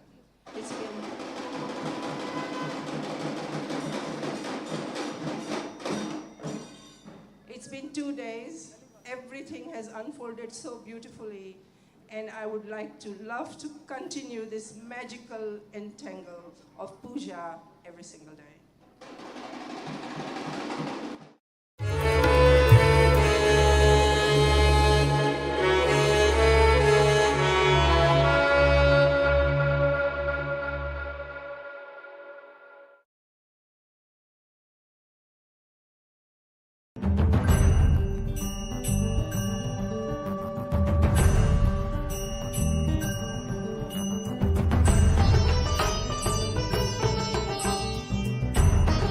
This is Beilin Gao. I from Norway. 27th of July, I did group puja. In this puja, we allowed to write 4 family members. So I write down my husband's name and my parents to pray healthy. Around 2 o'clock in the morning, puja is finished in Norwegian time. Then after 5 hours, we eating breakfast and we go to work. But before we eating breakfast, my husband used to take some medicines and using spray to his nose and drop his eyes because he is very seriously for allergy. He is nearly 30 years. And if he don't use that, he is painful. His eyes couldn't open, and nose is bleeding sometimes. Using this medicine also over 1 year and couldn't stop. But just the same days, in that morning before breakfast, he didn't do the same action. I'm very surprised in that time because he is a Norwegian. I didn't tell him I did puja for him, and I also didn't ask. So we just go to job. After we go back home, and in the evening we have a free talking. I asked him, today you forgot using your medicine for your allergy for your nose and eyes. He said yes. Today morning, when I wake up, I suddenly decided myself I don't want using my medicine. So whole day I didn't feeling unwell. It's quite well. So I quit it. In my mind, I think, wow, this must be Swamiji did, and strongly recommend everybody to participate in the ritual in the Swamiji of us to get blessing. Nithyananda.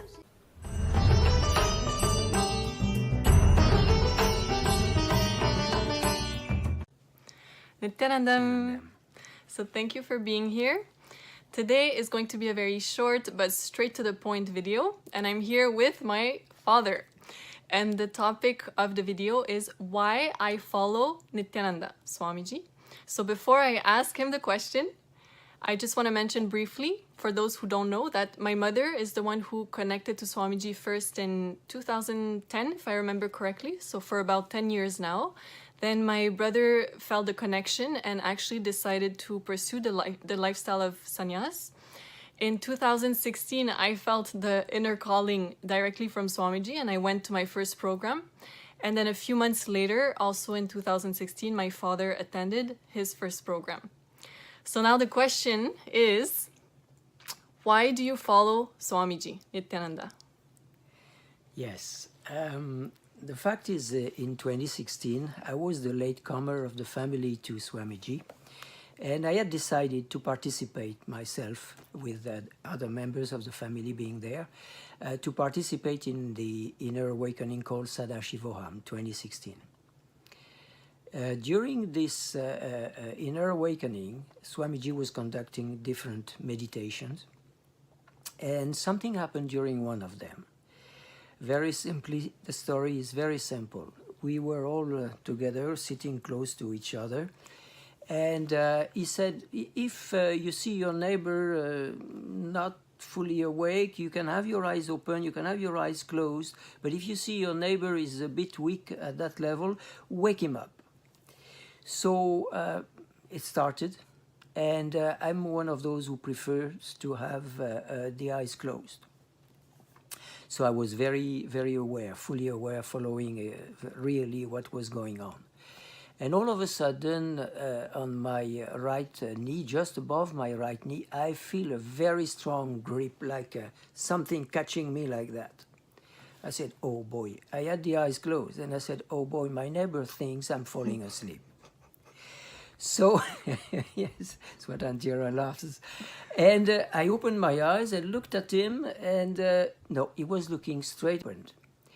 So we finished the meditation, and at the end, I look at him and I said, oh, you thought I was falling asleep. He looks at me quite surprised, and he says, oh, no? I said, come on, you had a firm grip on my knee. He said, I didn't touch you, I swear it. And I was very puzzled. What was that? So the day ends up, we're going back to the hotel, and at the time I was going to bed, I was checking my legs, and I look at my right knee, which had been for years swollen, let's say, a good third bigger than the left one, because of a disc which blocked someday, quite a few years ago. I look at that knee, and it's exactly the same size as the other one. That was really a startling event for me. I did not understand what had gone on really, but I was obliged to admit that I had received a healing. So such thing happening, really, I got really involved in everything with Swamiji, and started to be very, very disciplined in terms of his recommendations. Puja every morning, very early, at 3 o'clock in the morning. Yoga, session yoga after that. In between, I even added myself to my routine the golden light exercise to help awakening the third eye, and all these things every day. And this is the way I really started to connect with Swamiji. It was I had first been impressed by what happened. It was unexpected. It was unexpected, totally unexpected. And then through this regular, in my daily life, through this regular discipline of doing the puja, the yoga, and this exercise I mentioned, slowly but surely kind of a connection was established. And to the point that I wouldn't miss anything. Even when I wake up maybe a little bit more tired one morning, there is no way I would miss the yoga, there is no way I would miss the puja. And you wake up before Brahma Muhurta. You wake up before 4:30 actually. Well, I have a special way to conduct my life, and yes, honestly, everything starts exactly at 2 o'clock for the puja, to tell you the whole story. So, and then I go, of course, for my daily activity, as I'm still, I'm going to turn 75, and I'm still active professionally in the health business. So this is the way I really connect myself every morning, very early, with Swamiji. Now, what has been particular is that as this process, which has now lasted for quite a few years, as this process has slowly but surely established in me, there is a kind of connection which I was not suspecting to arrive, which really came out. And this is what I would like just to explain in a very few words. When I'm working sometimes, or when I'm in a more mood on weekends, on periods of rest, let's say a little bit, there is sometimes a kind of, I just evoke the Swamiji. And there is kind How of... do you do that? Do you chant Mahavakya, or you think Oh, about him? I can do that, but it happens. It may happen even in my office while I work, when I'm at work, you know. And all of a sudden, I start that installing itself in me, about like this.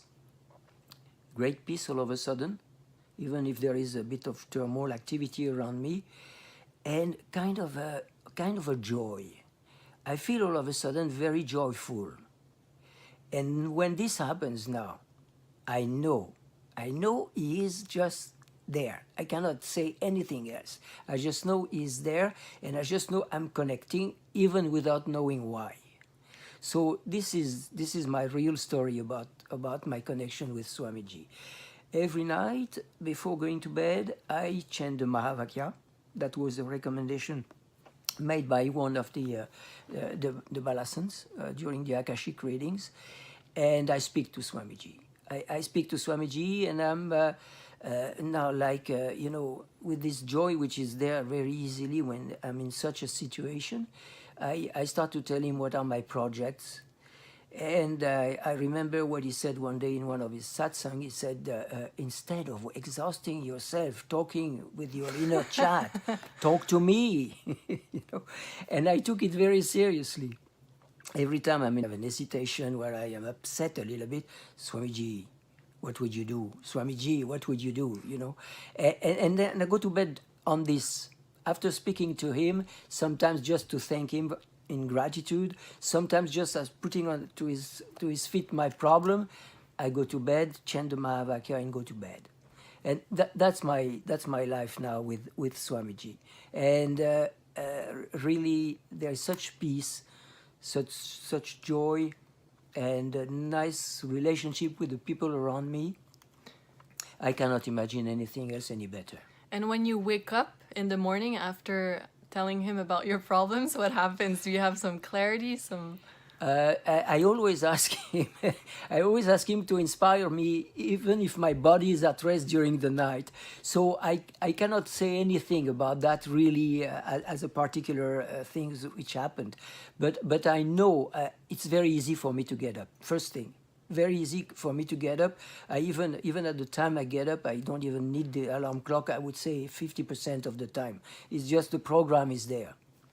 But no, I cannot. When you ask him like a specific question, or what would you do, like if you're facing some kind of problem? Oh, great peace is coming in. Great peace is coming in me right away. And sometimes I remember one particular problem which was a bit bigger than usual, and I was upset, and the word came out from I don't know where, unclutch, and peace came right away. That's the kind of instant connection. Instant connection and experience. That's very useful. And it's not coming from the mental. I can tell you, the mind is totally quiet. Wow, actually, you shared some things that I wasn't even aware of. I didn't know about many of the things he shared. And I want to show you something. You know, one of the things that I admired the most about my father is his stability. And when actually an instruction is given, like his ability to actually do it in a disciplined way and stable manner is something that I really admire. And one thing that I often see him do when I come in the kitchen is he's sitting in front of the computer listening to Swamiji's satsang, and he has this, like all these books, and this is his own handwriting. So you basically transcribe word for word what Swamiji says. And sometimes when he doesn't know the word, you know, he'll ask around and do a little research on Google. So what do you get from this kind of practice? You know, I'm not somebody who...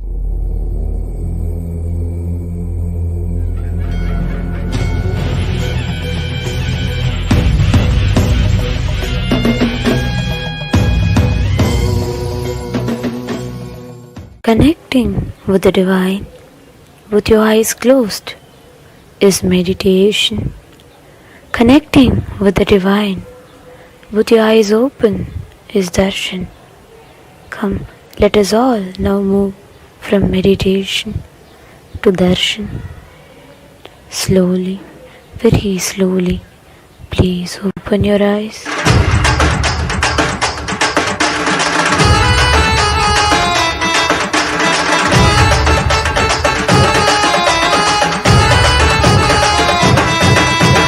அண்ணாமலையில் பிறந்தான் புவி எண்ணாத யோகமை கொண்டிட நித்யன் ஈரேழு லோகத்திற்கெட்டா ஈசன் முக்தி நேரி அருளவே நித்யனாய் ஊரகிற்கு வந்தம்மை ஆட்கொள்ள தேவர்களை காத்திட வைத்தான் தாயாய் பேரருள் புரிய உடல் ரோமம் சிறுத்திட நித்யனாய் வந்து அண்ணாமலையில் பிறந்தான் புவி எண்ணாத யோகமை கொண்டிட நித்யன் ஈரேழு லோகத்திற்கெட்டா ஈசன் முக்தி நேரி அருளவே நித்யனாய் அண்ணாமலையில் பிறந்தான் திருவண்ணாமலையில் பிறந்தான்.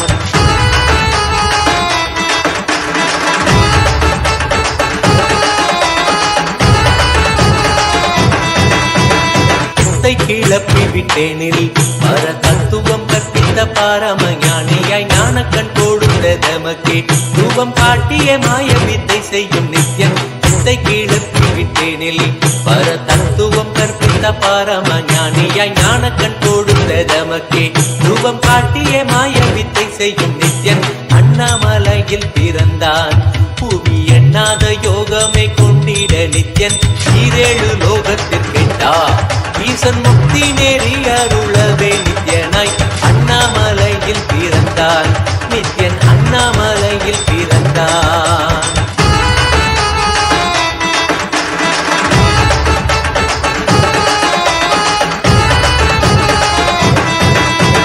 மெய்ப்பொருளான நித்யனை ஆழ்ந்து சிந்திக்க ஐயனின் ரூபம் விளங்கும் தாண்டும் சிவசக்தியாக ஐம்பொறிகளுக்கும் புலனாகின்ற நித்யன் பொருளான நித்யனை ஆழ்ந்து சிந்திக்க ஐயனின் ரூபம் விளங்கும் யாண்டும் சிவசக்தியாக ஐம்பொறிகளுக்கும் புலனாகின்ற நித்யன் அண்ணாமலையில் பிறந்தான் புவி எண்ணாத யோகமே கொண்டிட நித்யன் ஈரேழு லோகத்திற்கெட்டா ஈசன் முக்தி நேரி அருளவே நித்யனாய் அண்ணாமலையில் பிறந்தான் திருவண்ணாமலையில் பிறந்தான்.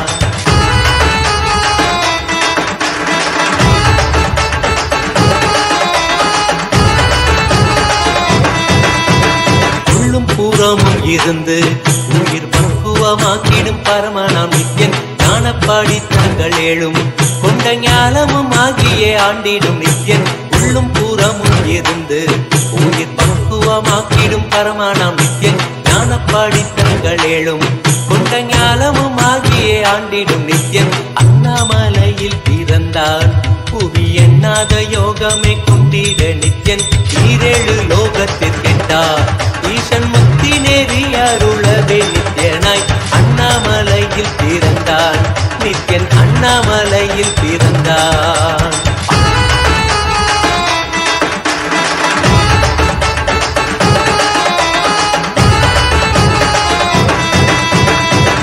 வாக்கியங்களான அருள் கவிதைகள் நித்யனின் மகிமை சொல்லிடும் மகிமை அர்ப்பித்த பின்னே சிவசக்தி ஸ்வரூபமாய் தோன்றிடும் நித்யன் ஆப்த வாக்கியங்களான அருள் கவிதைகள் நித்யனின் மகிமை சொல்லிடும் மகிமை அர்ப்பித்த பின்னே சிவசக்தி ஸ்வரூபமாய் தோன்றிடும் நித்யன் அண்ணாமலையில் பிறந்தான் புவி எண்ணாத யோகமே கொண்டிட நித்யன் ஈரேழு லோகத்திற்கெட்டா ஈசன் முக்தி நேரி அருளவே நித்யனாய் அண்ணாமலையில் பிறந்தான் திருவண்ணாமலையில் பிறந்தான்.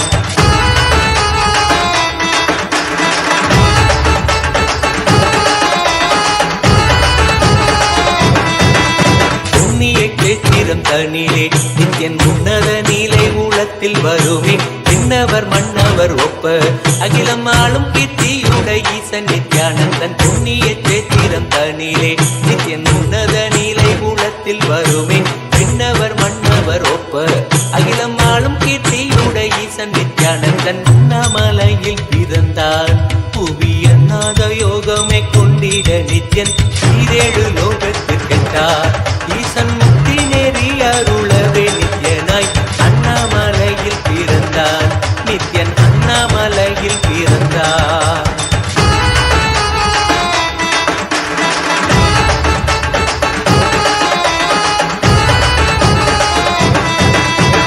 முப்புரி நூலை தரித்தவன் ஐயன் வேதியன் வெந்நீர் பூசிய நித்யன் அண்டத்தின் மூலம் காரணன் முடிவற்ற ஆனந்தத்தை தொண்டற்கருள்வான் முப்புரி நூலை தரித்தவன் ஐயன் வேதியன் வெந்நீர் பூசிய நித்யன் அண்டத்தின் மூலம் காரணன் முடிவற்ற ஆனந்தத்தை தொண்டற்கருள்வான் அண்ணாமலையில் பிறந்தான் புவி எண்ணாத யோகமே கொண்டிட நித்யன் ஈரேழு லோகத்திற்கெட்டார் ஈசன் முக்தி நெறி அருளவே நித்யனாய் அண்ணாமலையில் பிறந்தான் நித்யன் அண்ணாமலையில் பிறந்தான்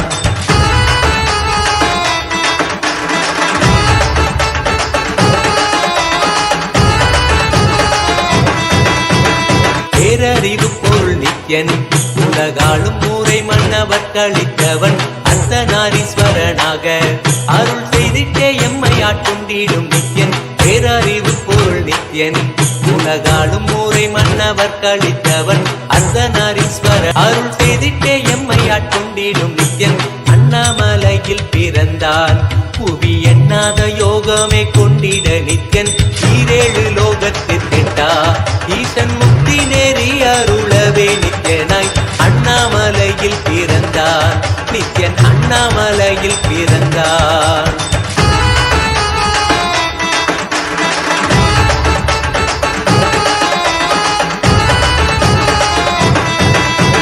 பிறவி பிறவியாய் தேவர்கள் பரம்பொருளான பரமனையை தேட ஈசன் பிறவாமல் ஆட்கொண்டு எம்மை ஒரு தத்துவம் தன்னை உரைத்திட நித்யனாய் பிறவி பிறவியாய் தேவர்கள் பரம்பொருளான பரமனையை தேட ஈசன் பிறவாமல் ஆட்கொண்டு எம்மை ஒரு தத்துவம் தன்னை உரைத்திட நித்யனாய் அண்ணாமலையில் பிறந்தான் புவி எண்ணாத யோகமே கொண்டிட நித்யன் ஈரேழு லோகத்திற்கெட்டார் ஈசன் முக்தி நெறி அருளவே நித்யனாய் அண்ணாமலையில் பிறந்தான் திருவண்ணாமலையில் பிறந்தான்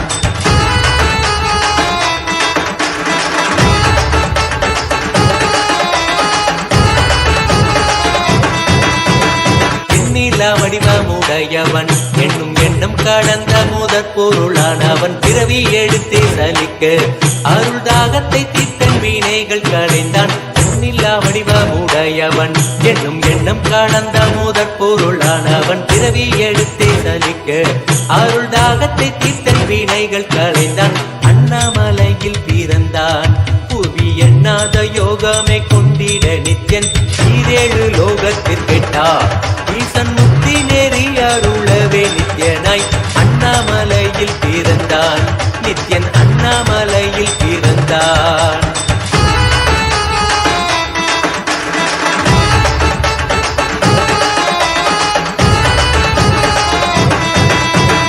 ஆனந்தமாய் என்னுள் நித்யன் முக்தி மார்க்கத்தை காட்டி வீட்டிருந்தருள்வான் மாலையன் காணாத சோதியன் தெளித்தேனாய் நித்திட ஞானம் அருள்வான் ஆனந்தமாய் என்னுள் நித்யன் முக்தி மார்க்கத்தை காட்டி வீட்டிருந்தருள்வான் மாலையன் காணாத சோதியன் தெளித்தேனாய் நித்திட ஞானம் அருள்வான் அண்ணாமலையில் பிறந்தான் புவி எண்ணாத யோகமே கொண்டிட நித்யன் ஈரேழு லோகத்திற்கெட்டார் ஈசன் முக்தி நெறி அருளவே நித்யனாய் அண்ணாமலையில் பிறந்தான் நித்யன் அண்ணாமலையில் பிறந்தான் நித்யனாய் அண்ணாமலையில் பிறந்தான் நித்யன் அண்ணாமலையில் பிறந்தான் நித்யனை பற்றுவதொன்றே உபாயம் என்பதானால் பற்றி பிடித்தோம் நித்யன் பாதம் ஒன்றே சதம் அவன் நாமம் சொல்லியே நித்யானந்தம் கொள்ளுவோம் நித்யனை பற்றுவதொன்றே உபாயம் என்பதானால் பற்றி பிடித்தோம் நித்யம் பாதம் ஒன்றே சதம் அவன் நாமம் சொல்லியே நித்யானந்தம் கொள்ளுவோம் அண்ணாமலையில் பிறந்தான் புவி எண்ணாத யோகமே கொண்டிட நித்யன் ஈரேழு லோகத்திற்கெட்டார் ஈசன் முக்தி நெறி அருளவே நித்யனாய் அண்ணாமலையில் பிறந்தான் திருவண்ணாமலையில் பிறந்தான்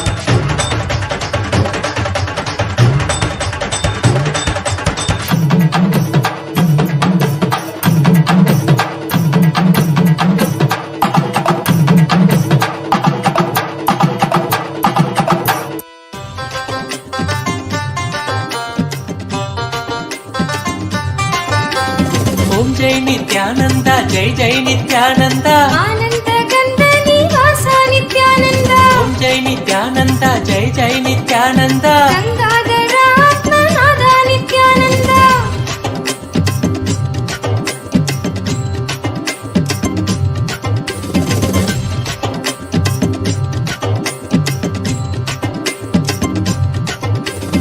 ஆலிலை கண்ணனாய் நீ வந்த போது ஆயனே ஆனந்த கீதையை கண்டோம் ஆலமரத்தடி மன்னனாய் வந்தாய் நித்யனே வாழ்ந்திடும் பாதையை கண்டோம் காவியில் வந்தெந்தன் ஆவியை வென்றாய் வெள்ளையில் வந்துள்ளம் கொள்ளை நீ கொண்டாய் மதிமுகம் கண்டு மதிமயங்கினேன் நிம்மதி தந்து நிம்மதி மலரச் செய்தாயே விண்ணுலக ஸ்வர்க்கம் மண்ணில் நடந்தது உந்தன் பாதம் என்ற உருவில் ஏனென்று இன்றுதான் புரிந்ததையா நான் வந்த காரணம் தாயின் கருவில் ஓம் ஜெய் நித்யானந்தா ஜெய் ஜெய் நித்யானந்தா ஆனந்த கந்த நிவாசா நித்யானந்தா ஓம் ஜெய் நித்யானந்தா ஜெய் ஜெய் நித்யானந்தா கங்காதர ஆத்மநாதா நித்யானந்தா